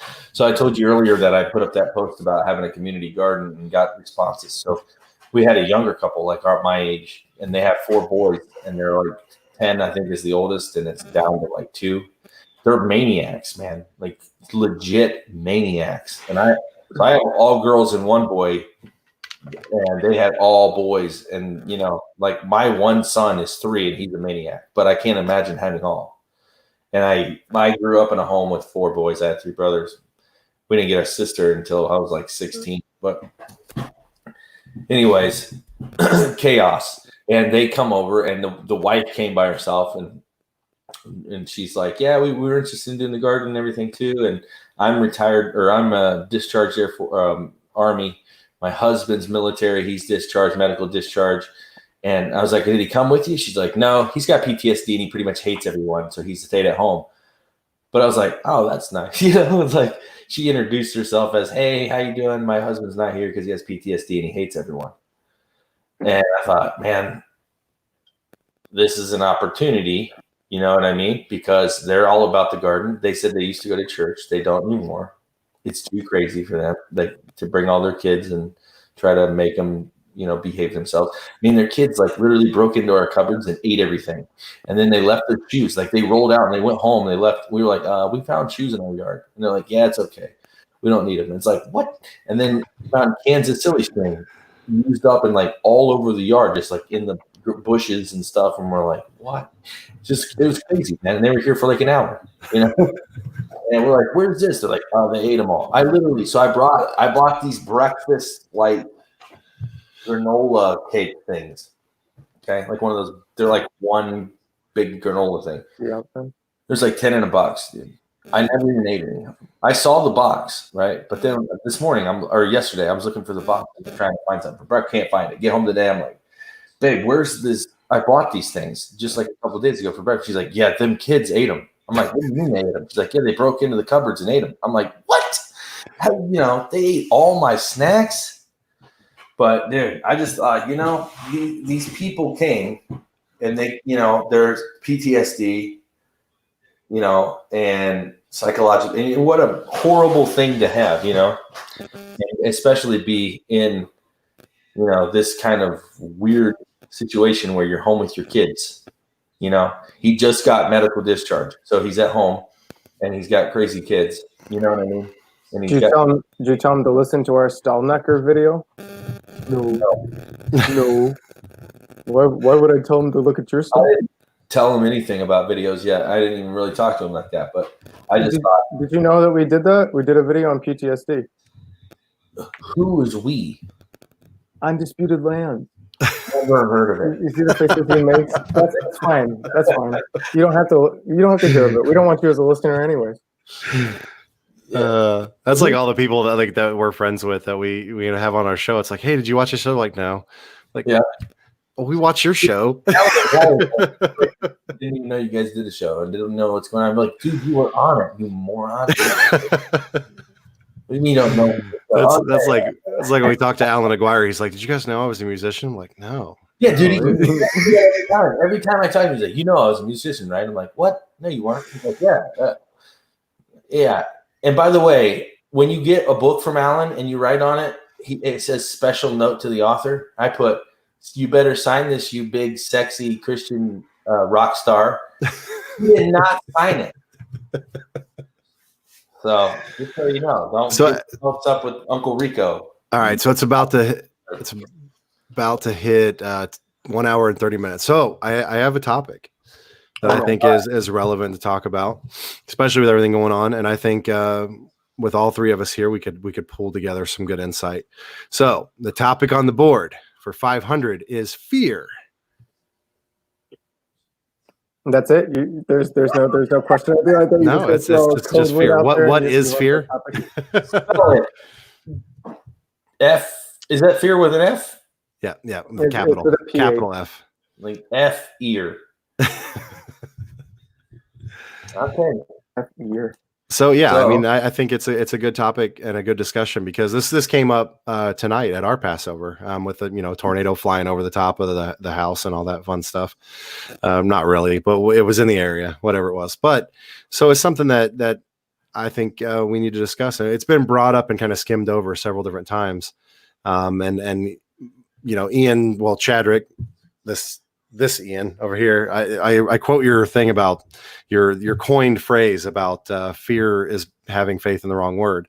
I use that a lot. So do we want to talk? I want to talk about that because it's something we haven't really touched on, the spiritual warfare side of that and battling this and how to combat it and come against it. So and between the three of us, I know we got a wealth of information on this. So let's try to hammer away at it a little bit. I think every single one of us, let's start off.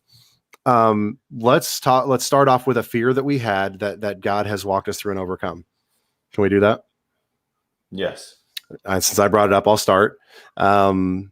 So for the longest time, I was an adrenaline junkie. I didn't have any fears of heights and still don't to this day, but I did have one fear that haunted me all the way from being young. And that was, it compelled my actions to jump from relationship to relationship.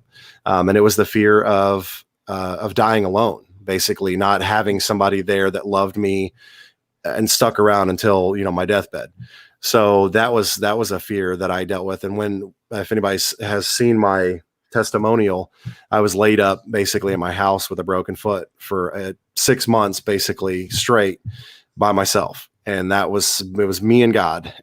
You really kind of, I wasn't going out to the bars. I wasn't going out and trying to date people and stuff like that. And it was a nice time to figure out I needed to get my stuff together. You were talking about cleaning, getting our houses in order and stuff like that. So that was a fear that God really dealt with, that was really having a huge hold on my life. And it wasn't until that was cleared up that God brought my wife, which was, I met her another 6 months later after God had told me, to wait an entire year and go without trying to date people and stuff like this. This is when the same time when I had my foot broken. But I had to go through this and get to the other side of it. It was something that was boiled up to the surface. So I thought that was something that was awesome that God took care of, but I'll let somebody else go. You want to go? Or you want me to go? If you have something in mind, go ahead and go for it. I'm looking at something right now that somebody put in a comment. Okay. So one of the things that I was afraid of is I didn't realize that I had this fear until I was put. So I had a job where I was making pretty good money, had a home, had 2 cars, had all these things, right? And I got kind of obsessed with things. And I went through a divorce and lost pretty much everything and went through this whole phase of not having faith in God's provision because I could no longer help myself. You know what I mean? It's like I realized I took it for granted that God had been providing for me so well.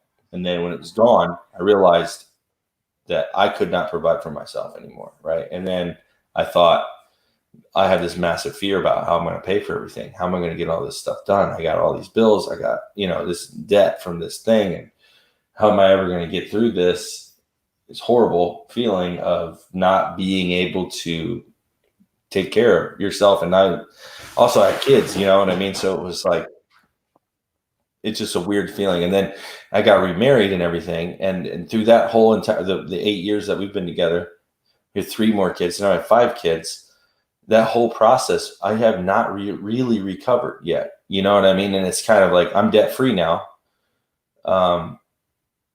But it was still for like the last 8 years. God has turned it around this year for sure. Like we're seeing financial blessing. We're seeing like a massive abundance, but beyond just enough amount, like the manna, like for 8 years we've had manna, it seems like.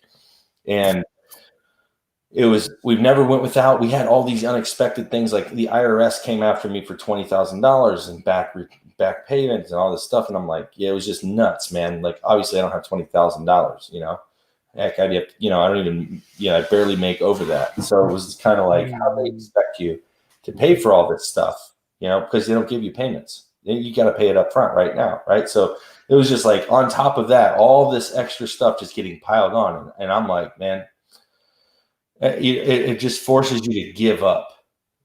They pile it all on you and you just realize like, I can't do this anymore. Like I can't do it by myself. And that's when you reach out from this place of like, you're in your pit. You can't. Desperation. Yeah. You're like desperate and you need him, and then he comes through. And it's never the way that you pray. You're always like, make it comfortable, but he doesn't make it comfortable, but he does take care of you. And like, the sooner you get that, the easier it will be. And like along this, because I was praying for him to come through and take care of us like he promised and things like that. But along that whole 8-year journey, he's transformed my mind into thinking about what I have and what I need differently. So now I'm super comfortable being a minimalist almost, whereas before I was the opposite. And I needed to have things, Now I'm kind of like, I don't need things. Obviously, I want to be comfortable, and I want to not be stressed out every week. Like, how am I going to pay this bill, or are they going to turn my power off and stuff like that, right? But when you think about it, like I know that somehow he's coming through, right? Like he'll come through, and it's always the last day. It seems like he never comes through early, right? It's always like the day you need it, right when you're at your like weakest point, he comes through again. And so I know that he takes care of us, and he's that whole muscle memory and how long it takes you to break something. It took a lot longer than 21 days for me, but he's done it. And now he's done it for not only just me, but my wife as well. Both of us are comfortable trusting him, and we'll do whatever, right? At this point, we're like, okay, if he asks us to do it, we're going to do it. And we're just going to believe by faith that he's going to make a way, right? And it only happens because we had to do this in small increments, whether we liked it or not. He forced this on us. It wasn't like, I'm sure that people could accept this. Like when he asks you to do something, like the rich man, when he says, what must I've done all these things. What do I do? And he says, sell all the stuff you have and follow me. And he says, yeah, I don't know. You know what I mean? But then he forced me to sell everything. He took it from me. You know what I mean? So, but, I could have reacted badly and pulled away, but I didn't. I went to him, and now I'm being restored. And I've understood the promises, and I've understood the identity now. So now I have, and also when we talked about that week, when we talked about the courts of heaven and understanding the legal ramifications of blessing and curses and stuff like that, that also was part of this journey. I did not see the abundance and the blessings return to me and my family until I learned the courts of heaven stuff, because it was so this fits in what we talked about with Joshua generation, how in the wilderness the Father provided manna and fed the people. In the promised land, Joshua had to teach them to feed themselves, and we have to learn how to feed ourselves. God's given us all this stuff. We just have to realize that some things are legal issues. Like there is blessing that comes and it's snatched right away because you have a legal binding to something else.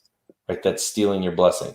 Once you address that, and I would have never even thought about any of this until until he pushed me down this road, right? And I had to go and discover what it was. And you learn by the process of elimination and doing all these different trying things. But once you figure it out, it's like empowering, and you want to share it, and you're like, I just figured it out, and I know it works because I've seen it work over and over for 8 years. And,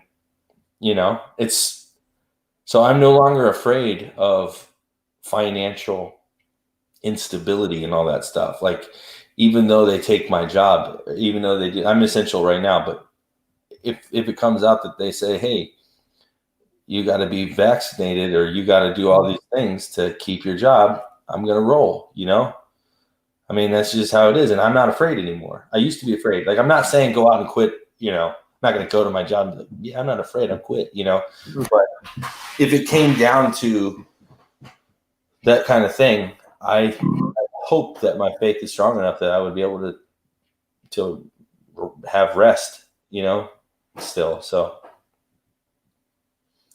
go ahead. Yeah. How about you, Ducky? Okay. You're looking for one example, not like a generic breeze through, right? You're looking for. Yeah, I saw that. I saw that. Patricia. Yeah, no, just give it. I don't know, the first example that like really, you can really attest to saying, man, I had a fear of this, and God really worked me through it. There's so many things, right? And like the one that my mind tends to go to, because I think a lot of the times I didn't recognize them as fears. And I don't know if I've talked to you about this, but I know I've talked to Chadrick a few times about the first 2 years of how I was ground pounding, gung ho. Just to give you a basic idea, when I was born again, received the indwelling, I heard Yeshua's real and he's coming back soon. And, I took that and kind of ran with it a little bit. And some of that was spirit led and some of it wasn't on how I ran with it. But I was under the fleshly assumption that meant like we're looking at within 2 years. So for 2014 and 2015, I gave away like 95% of my possessions. We're talking even clothing, like all kinds of stuff, hundreds of dollars of things, just gave it away. And then when we did sell a few things, we were giving that money to the homeless and stuff like that. Street preaching and evangelizing. Every single person I came across, you'd go to Walgreens. People thought I was nuts. It was to the point where my family, the church I grew up in, my surrounding that I grew up in, started seeing me as the crazy guy because the only thing I would talk about. And throughout those 2 years, I gained some wisdom in not being so in your face and crazy about it. But anyways, my point is I was ground pounding. So I think a lot of my fears that I didn't realize I had were being dropped left and right during that time. I came face to face with a gun because of offering prayer, which, I had gone through in the military, not for offering prayer, but I had guns pointing at me in the military, right? But there might have been some fears there about getting wasted without getting to say goodbye to the family and things like that. So I think a lot of fears were dropped. But when it comes to big fears that I was able to acknowledge in the moment that God walked me through, the first thing I always think of is my situation in Colorado. And I had a lot hit me in Colorado.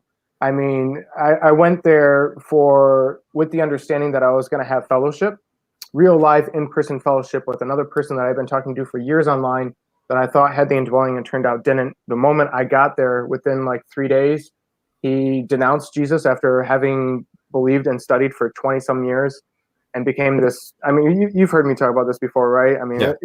So I don't know if the listeners, I don't know how much I need to go into that, but that situation there was compiled with a lot of factors. I was having troubles finding work, right? So with that came financial fear, but there was also coming the fear of how my wife views me, how I view myself as an individual, as a man of God, right? A righteous man doesn't beg for bread.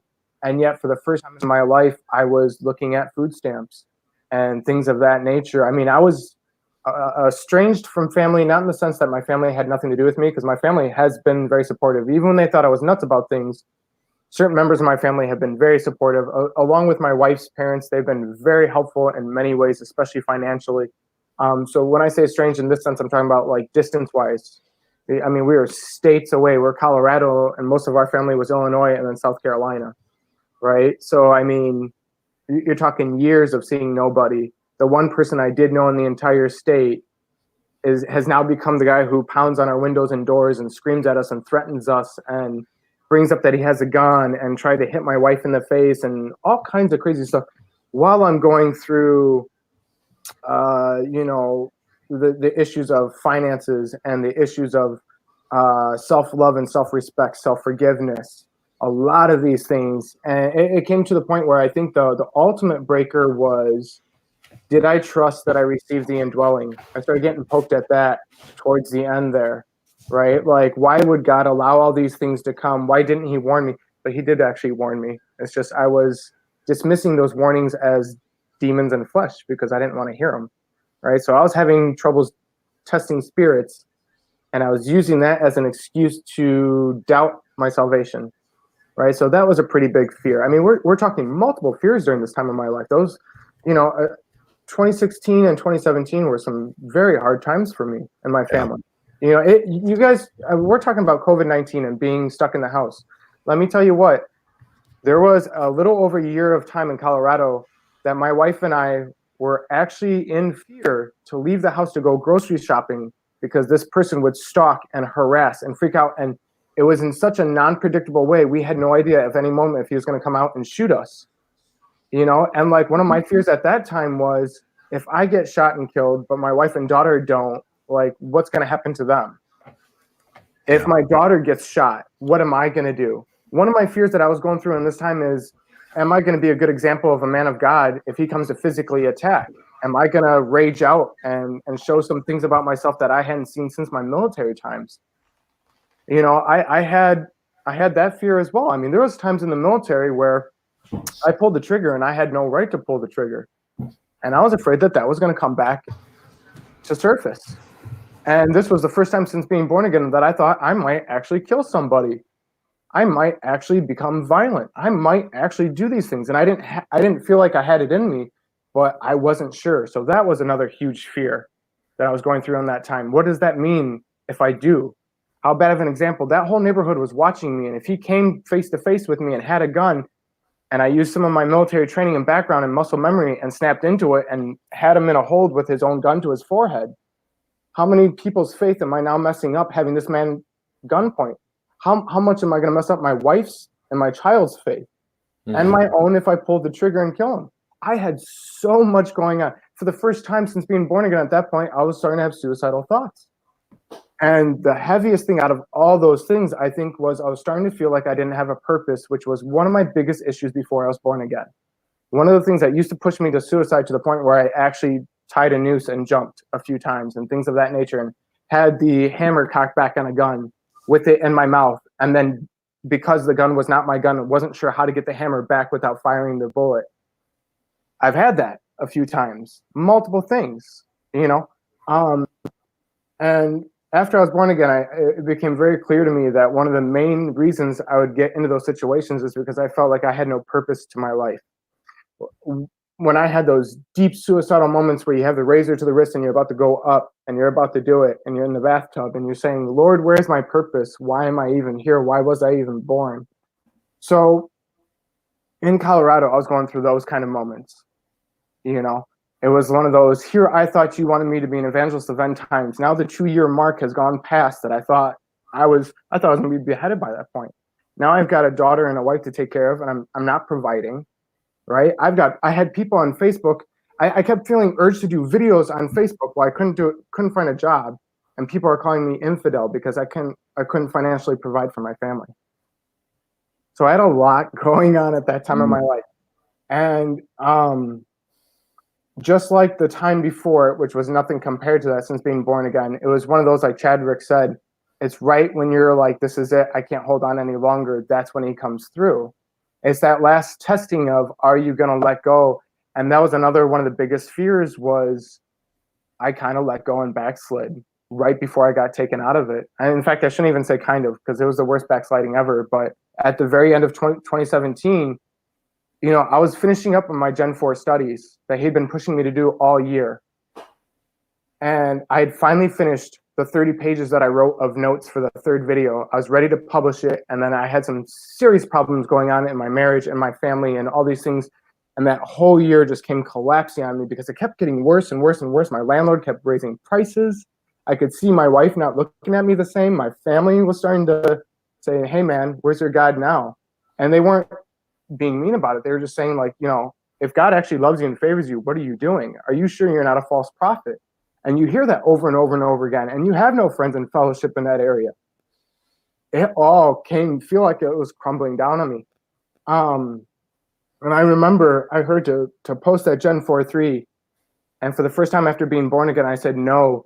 And as a physical rejection, a physical denying, not necessarily saying I don't believe you're real anymore, or that you're not done for me, or I'm done with you. It was when I literally pushed my Bible and I was like, I do not feel like reading this now. And I knew he was real, and I still heard from him and got conviction, but for like, 2-3 months, I backslid heavily. And so all those fears of 2016 and mainly 2017 really came down to that purpose thing. And then coming back to Illinois, it was a matter of, I've backslid. Am I going to be allowed to be realigned? Did I go too far? Did I cross the line?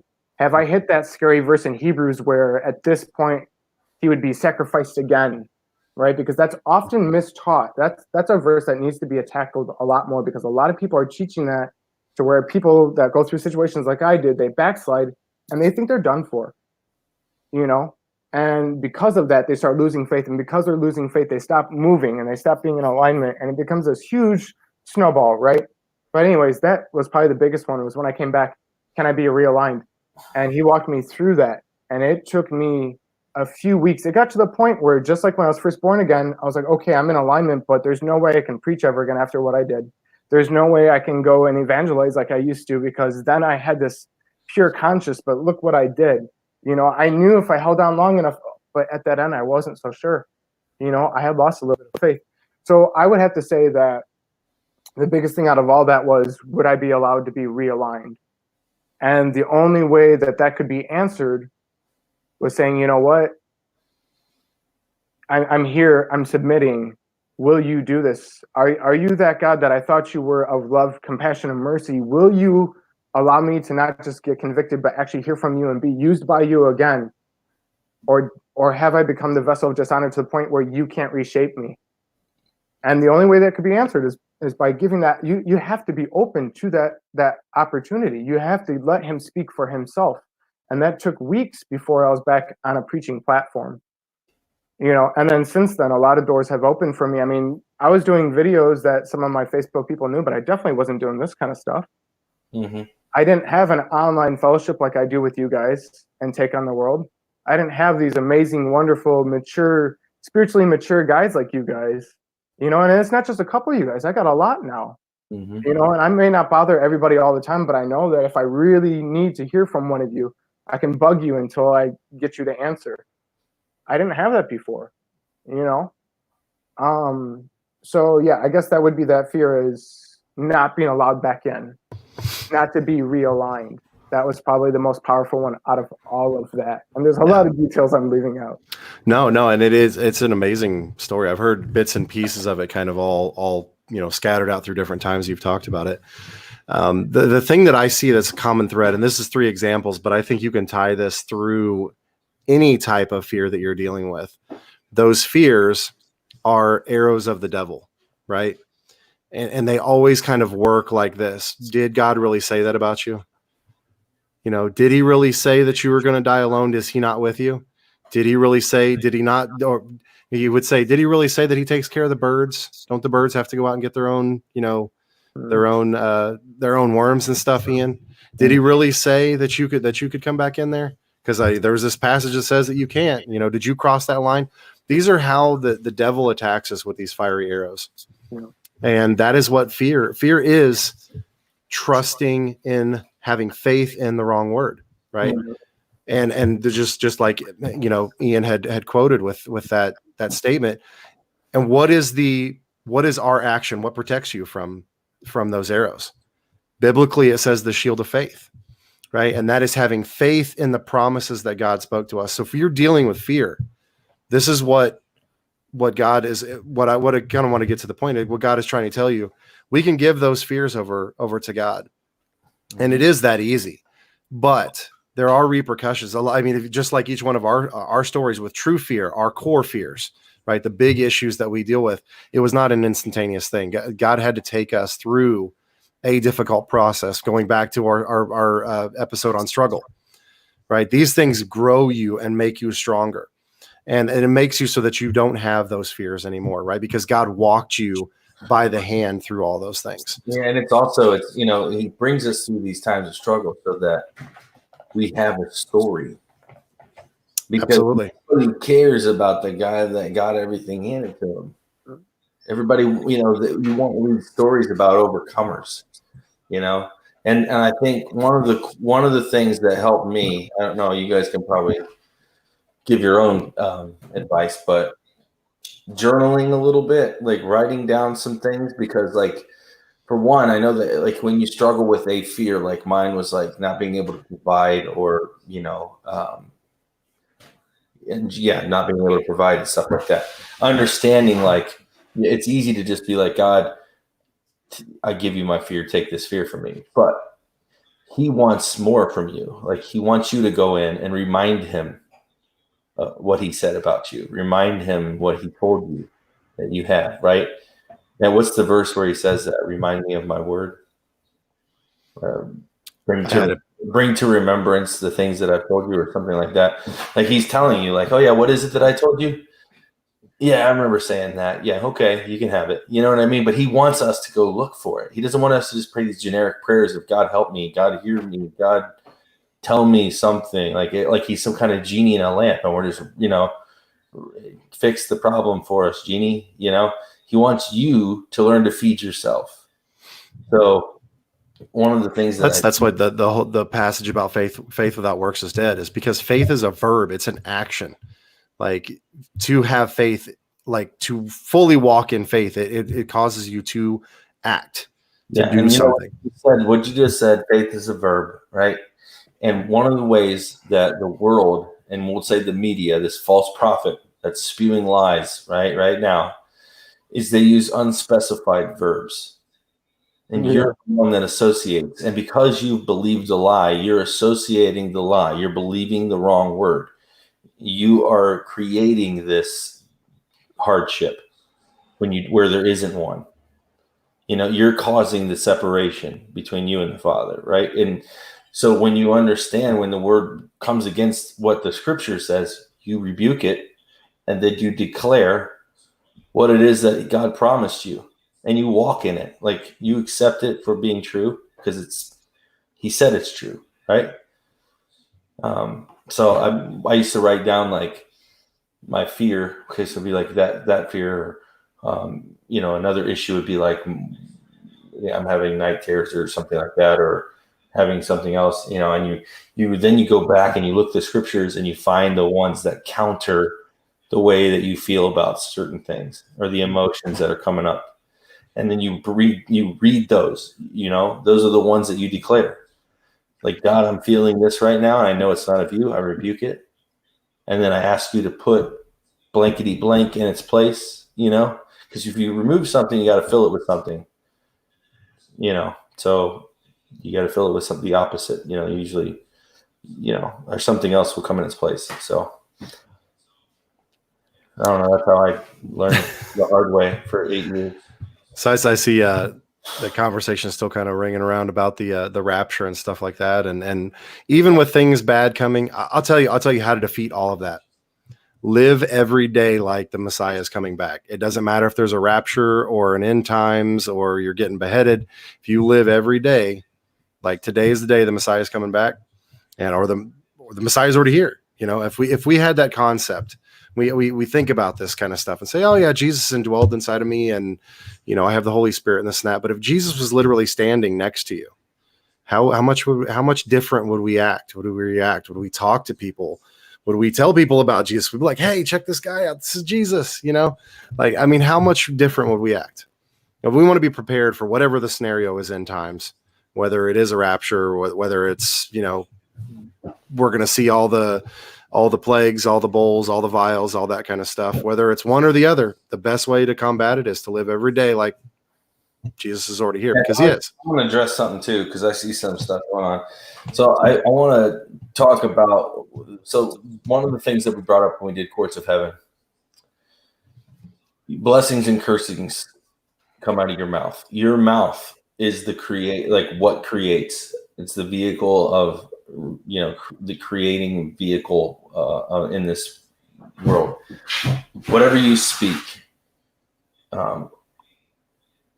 When we look at the events that are happening and we say some bad stuff's about to go down, I mean, it's okay to think that way and stuff, but I think we have to be cautious of saying it, because one of the things that was brought up during when I was watching this guy that wrote this book on Courts of Heaven is he was saying, when you go to the courtroom and you're trying to address a legal case between the accuser and you, right?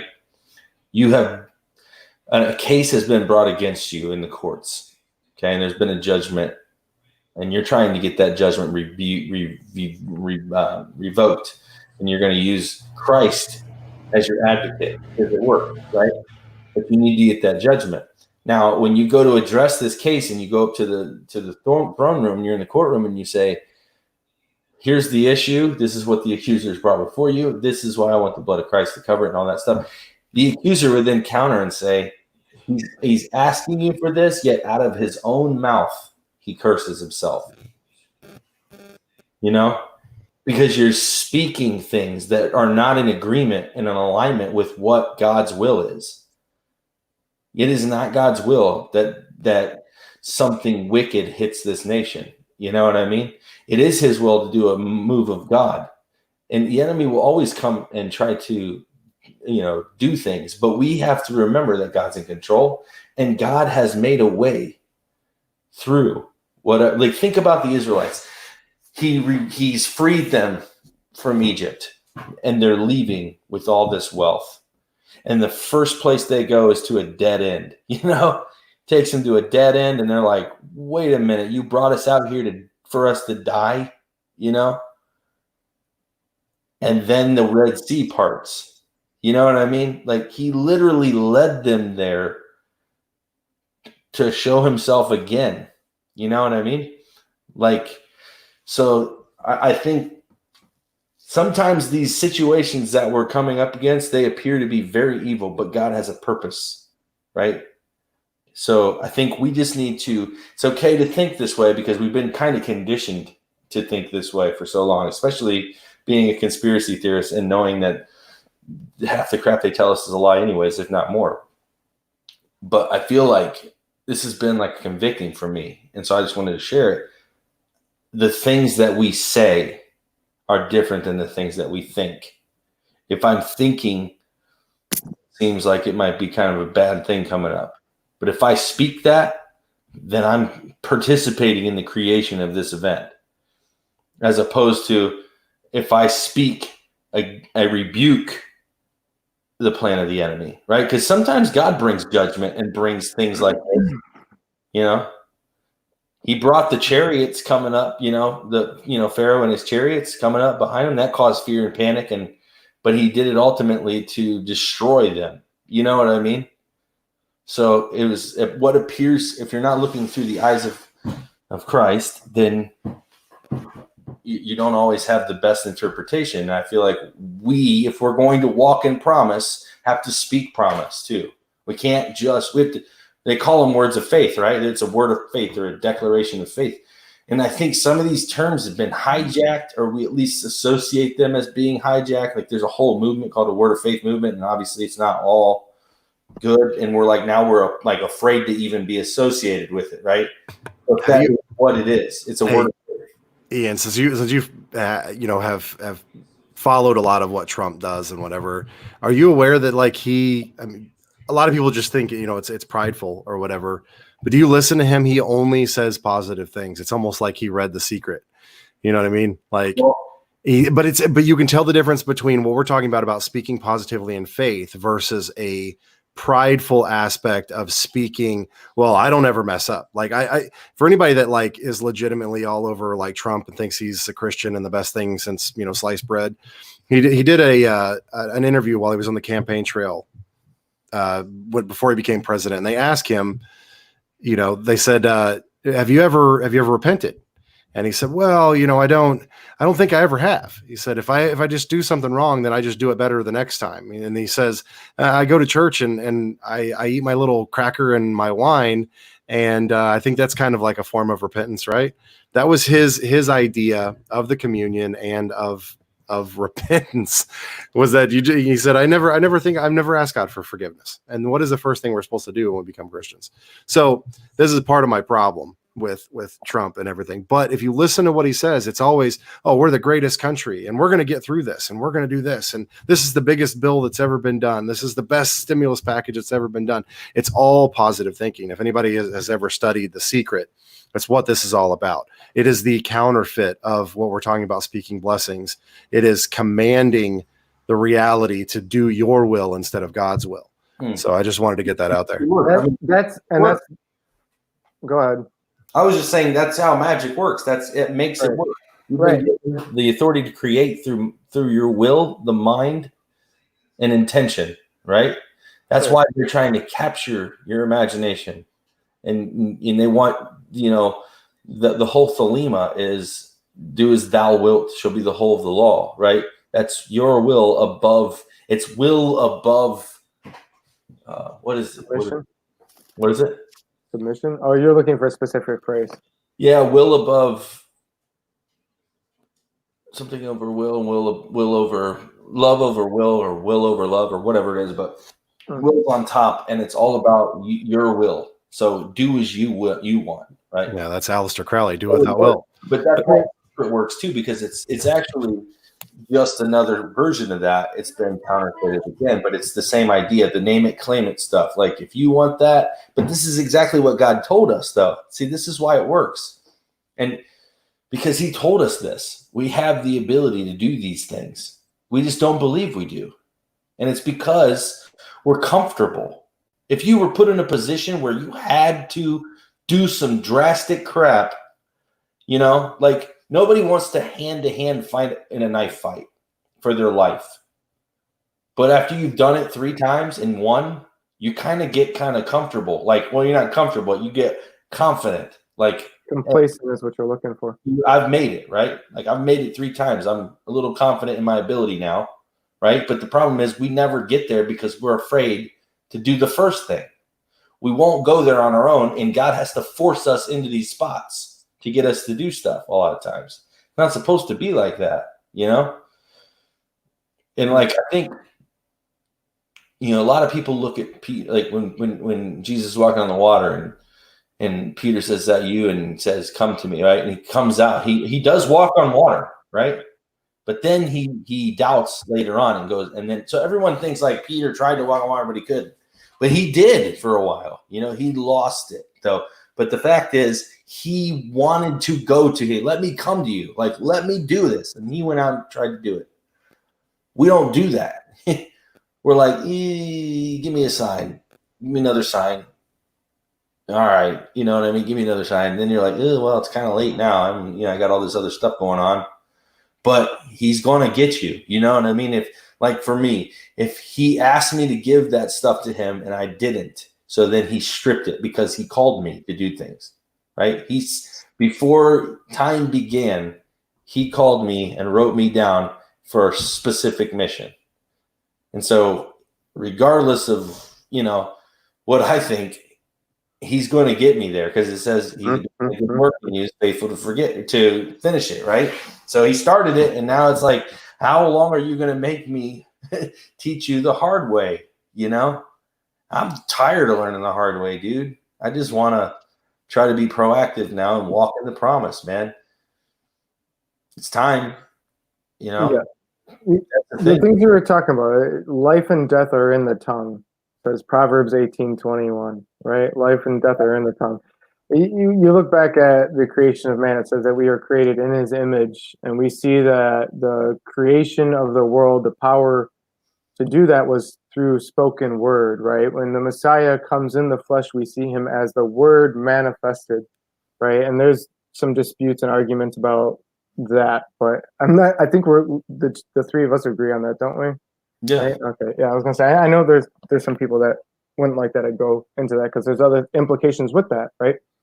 But the point is, as an ambassador, there is power in the speech, right? And like you guys were both pointing out, there's a difference between speaking in faith, trusting His will to be done, and accepting and acknowledging through faith what He has promised, rather than saying, "I want this, my will be done, I have the power." And what is interesting is, like you guys have talked about, there's been a lot of leaders. You go back a lot of the times, like your Napoleons, your Alexanders, a lot of these guys, whether that it was taught to them or it was an innate internal thing or just through experience, speaking what they want got them what they want. I mean, how many times growing up did you guys get to see that usually the people who got their way were the ones that demanded it? Mm-hmm. And I'm not saying that that's a good thing. I'm just saying that shows, right? So if you're a person who wants to walk in the spirit and not in the flesh, and you want to see spiritual things happen, then the overall suggestion on what we're discussing right now is to start walking in that and start stating it. You know, that doesn't mean, okay, starting tomorrow, I declare this thing is done. Everybody is healed if this thing is real. If it's not real, I demand it's exposed. I demand, it's not one of those. Kenneth Copeland just tried that and it didn't work. Yeah. He also demanded a vaccine. Copeland. Oh, geez. Yeah. The one thing you don't want to be speaking into existence is a vaccine solution. Vaccine. To Oh, this jeez. thing. Yeah. You've seen the pictures of that too, right? They had the still pictures. Awful. And, I mean, I watched him saying some stuff, man. And it's so weird because he's standing there. They got the organ going on, and then they got this guy standing behind him who's like, hype man. yeah, it was, dude. And he's like back there like this, and Kenneth Copeland's like, rah! And the guy's like, yes. That was like, what are we doing on our show, dude? All we got to do is this. That's all we got to do. We just got to do this. Get an organ. I just want to say stuff, and you be like, and the Hey, I'll just be behind you, be like, yeah. I might yeah, a bagpipe. I was gonna say I might. We're gonna make it change as the people talk. We'll do that next time. That way, I say something, all of a sudden the bagpipes go crazy over in the background, and we got you on a green screen with some Alps behind you. Oh, jeez. Yeah. You just put me in like the corner of the screen, real low down there, and I'll just be like, "Hallelujah, yes, hallelujah, yes." Hey, my mom's just finally catching up. She said, "This is the year of the mouth per Chuck Pierce." She missed the whole first part. Year of the mouth and the year of the double hands. Yeah, dude. The thing is, do you ever play Mortal Kombat? Mortal Kombat, where that guy used to pop up in the corner and be like, "Toasty." Mm-hmm. Yeah. That was Noob Sabot. Yeah, so we could have the little bagpipe guy down there jigging in the bottom, like playing. That'd be fun, dude. And we've talked about there being bagpipes in the book of Daniel, right? We have talked about that. Yeah. Okay. All right. What was the name of that thing? It was something. It's either sackbut or dulcimer. Sackbut. That's what it was. I think it might have been sackbut. Yeah. Your name. You would enjoy that. Yeah, it should be Sackbutt. Hold on. Was it the dulcimer though? The sackbut might have been something more like a trumpet. Hold on. I don't know, but it was a great name. The dulcimer is like something. Now it's a. Yeah, you're right. Dulcimer is stringed. Yeah. All right. Sure. I'm gonna look up sackbutt on Urban Dictionary real quick. Don't do it. Hold on a second. Sackbut's like a bagpipe. Yep. Okay, so what's sackbut? All right. Yeah, I knew it was one of the two. He knows what it's like. My mom thinks this is interactive, like from the other side of the wall here. That works. It worked. We heard her. Hey, it worked. It said, "Get in the chat. Stop yelling and stuff at me."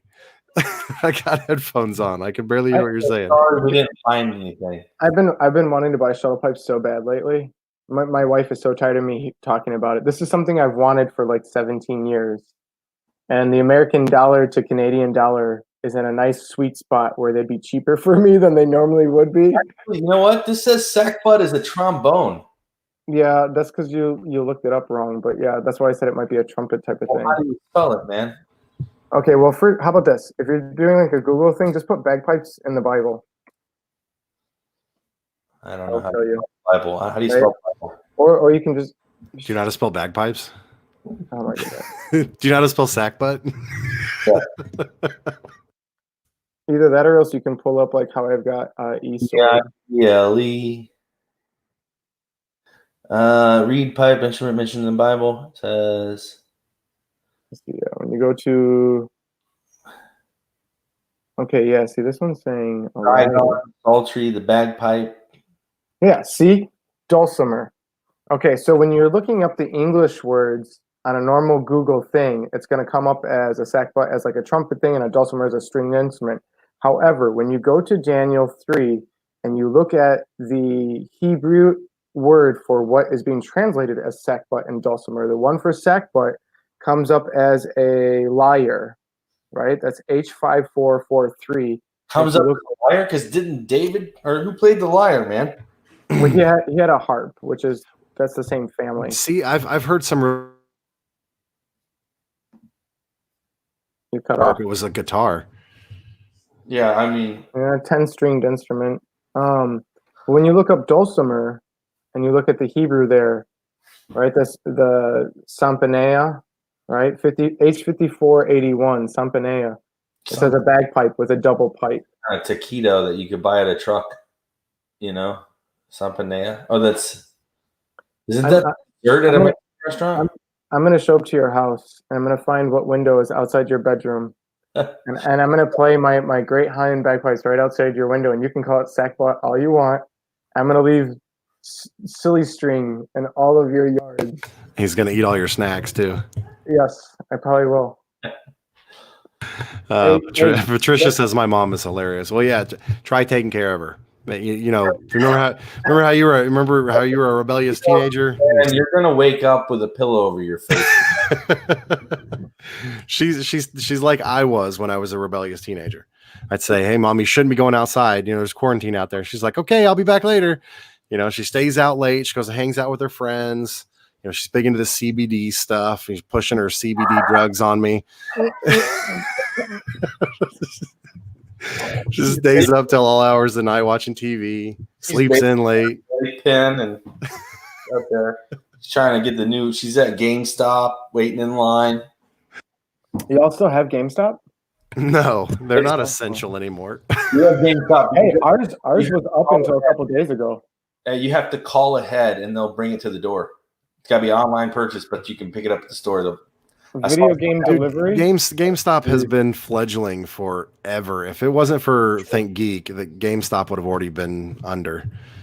That place is. Oh man, there's actually a whole like genre of YouTube that is dedicated on people blogging about their jobs at GameStop. You guys should check it out. It's great. I'll have to do that. This dude leaves again. Come on, man. Hey, look, and we're like on the same like time schedule. As we said earlier on the chat, I was like, hey, if I can make it through one episode one time without using the bathroom twice, I'll be happy. But that's not there yet. So I'm jealous. You know, Ian's bringing the jealousy out of me of the fact that he can sit there for 2.5 hours without having to go to the bathroom. Oh, I've been. I just go right here. You wear adult diapers. No, I got a 2-liter bottle. See, one of these days, hey, look, we need to do a marathon show. And then we've got to see between Ducky and I who uses the bathroom the most. Yeah, see, I don't know if I'm into that. That's like a long day for me. We could do a marathon show someday. And I mean, you know, I think I did. I hopped onto the one that they did on IUCTV that was like 8 hours. But the funny thing is, like, I got on when it first started. I went to bed and got up the next day, and they were still on. So I was like texting them, like, "Hey, let me get back in there. I'm working," but I couldn't believe it. Like they were still on. What could they possibly be talking about? You know how it is. We can talk for hours about stuff, man. We can. I know you guys are crazy too, because your time is like an hour ahead of mine. Yeah, I gotta go to bed. Yeah, I know. I was thinking about that earlier today about how much you sacrifice to do these shows. I don't think a lot of people realize. It caused him to lose all of his hair. Hey, you know what? I think you should buy a shuttle pipe or a small pipe, Chadwick, and I'll teach you how to play. I think you'd look good playing pipes. I got a Then I'll rig the little flamethrowers off the top of them so you can blow flames. I got a juice harp and I'm like, like on White Fang. You ever seen that movie? Yeah. Dude, I went to Cracker Barrel like that same day. I made my mom take me there just because I knew they sold them. I didn't know what they were until I saw White Fang, and I was like, I gotta have one of those, or one of those the little kazoo things that you're like, you know what I'm talking about? I don't know what they're called, but those take skill. See, I want if I I don't had like all this pressure on the back I don't like holding facts of anything. I'll use the little cow thing. Do you guys remember those things? It was a tube, like a plastic tube with a little cow noise, and you flip it upside down. That would be my instrument. And you can shake it real fast. You'd get a kick out of this. My wife actually bought a homemade bagpipe from Ukraine that I have now, where you actually don't squeeze the bag or anything like that. What's it? Oh, we were discussing. We're 2 for 2. So right, we are 2 for 2. That depends. Like the diapers depends, you know. Because we said, you know, I told Ian, I was like, I'm jealous about your bladder control because every time I do a show, I've got to go to the bathroom twice, and Ian's just chilling there, and he's like, oh no, I'm using the bathroom. I'm like, what? You got diapers on? Like you got male diapers on? He's using vitamin water bottles and. No, I rigged up a little thing here. No. He puts a catheter in before every show. I come in this room and there's a window right here. I just open the window, and you know, takes care of itself. Just kidding, man. Now we're getting really ridiculous. Okay, It's because we're all tired. The track record sucks now. And, you know. What's up, Alex? How you doing, buddy? All right, guys. I love you, but I gotta bail and go to bed. Yeah, I hope everybody had a blessed Passover, and thanks for coming in and joining the show. We didn't really have anything planned for tonight. We just wanted to chat and have some fellowship with all of our favorite people. Next week, guys, we're gonna have some awesome stuff going. So tell your friends, and if you don't have any friends, then like just that's all you're gonna say. Yeah. You're not gonna hint anything. No, I'm not gonna hint anything because nothing's set in stone. But I'm gonna. It's all the stars are aligning. Oh, things, and we're gonna go crazy. So you're gonna like it. You're gonna like it. There'll probably be less bathroom breaks. I guarantee it. I'm not promising nothing. Yeah, okay. Well, hey, also look for Aaron on Josh Peck sometime. Yeah. Right? Yeah, so that show airs tomorrow, and then he said he's going to use some of that footage for something. He's got 2 weeks planned out for another show that he does. Daily Renegade or Skywatch, or what's it on? Oh man, I don't know. Let me see here. Probably Daily Renegade, I would imagine. You're gonna post it on Facebook for those of us that go to Facebook, right? I suppose you should. It said tomorrow's premiere on YouTube for your interview. Yeah, I don't know. So it's going to be on YouTube on some probably Skywatch TV or whatever. So it was awesome talking to him. Josh is a really cool guy. So you've got somebody in here asking about your court video. You should tell them where to find your video on that. Okay. Hold on. It was our SITREP video from about 4 weeks ago. It's called the Courts of Heaven, wasn't it? Is that what you tagged it? Yeah, I'm gonna find it real quick and I'll post it for you. And it's based on a book from Restraining Orders is what it's called. Restraining Orders. Yeah. Who's the author? Francis Miles and Robert Morris or something like that. I don't have it with me. Hold on. Mom. I have it. Who wrote Restraining? I have it. What is it? Robert Henderson. Robert Henderson. There we go. See, she does come in handy. Robert Henderson, Dr. Hey, Mom. House. Who's the guy that played the liar? So here you go. I'll post it in the chat. There you go. That's the link to the video where we talk about restraining orders. And it'll show you the book in there and stuff. And it's called, I'll show it to you real quick since we got nothing but time. This is it right here. You can't even really see it. Issuing Divine Restraining Orders from the Courts of Heaven, Dr. Francis Miles and Robert Henderson.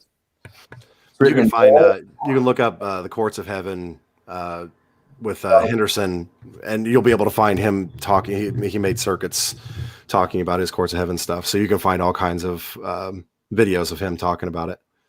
Really good stuff. Yep. All right, guys. Love you. Yep, we love you guys. Have a blessed night. Shalom, homies. We'll see you guys again next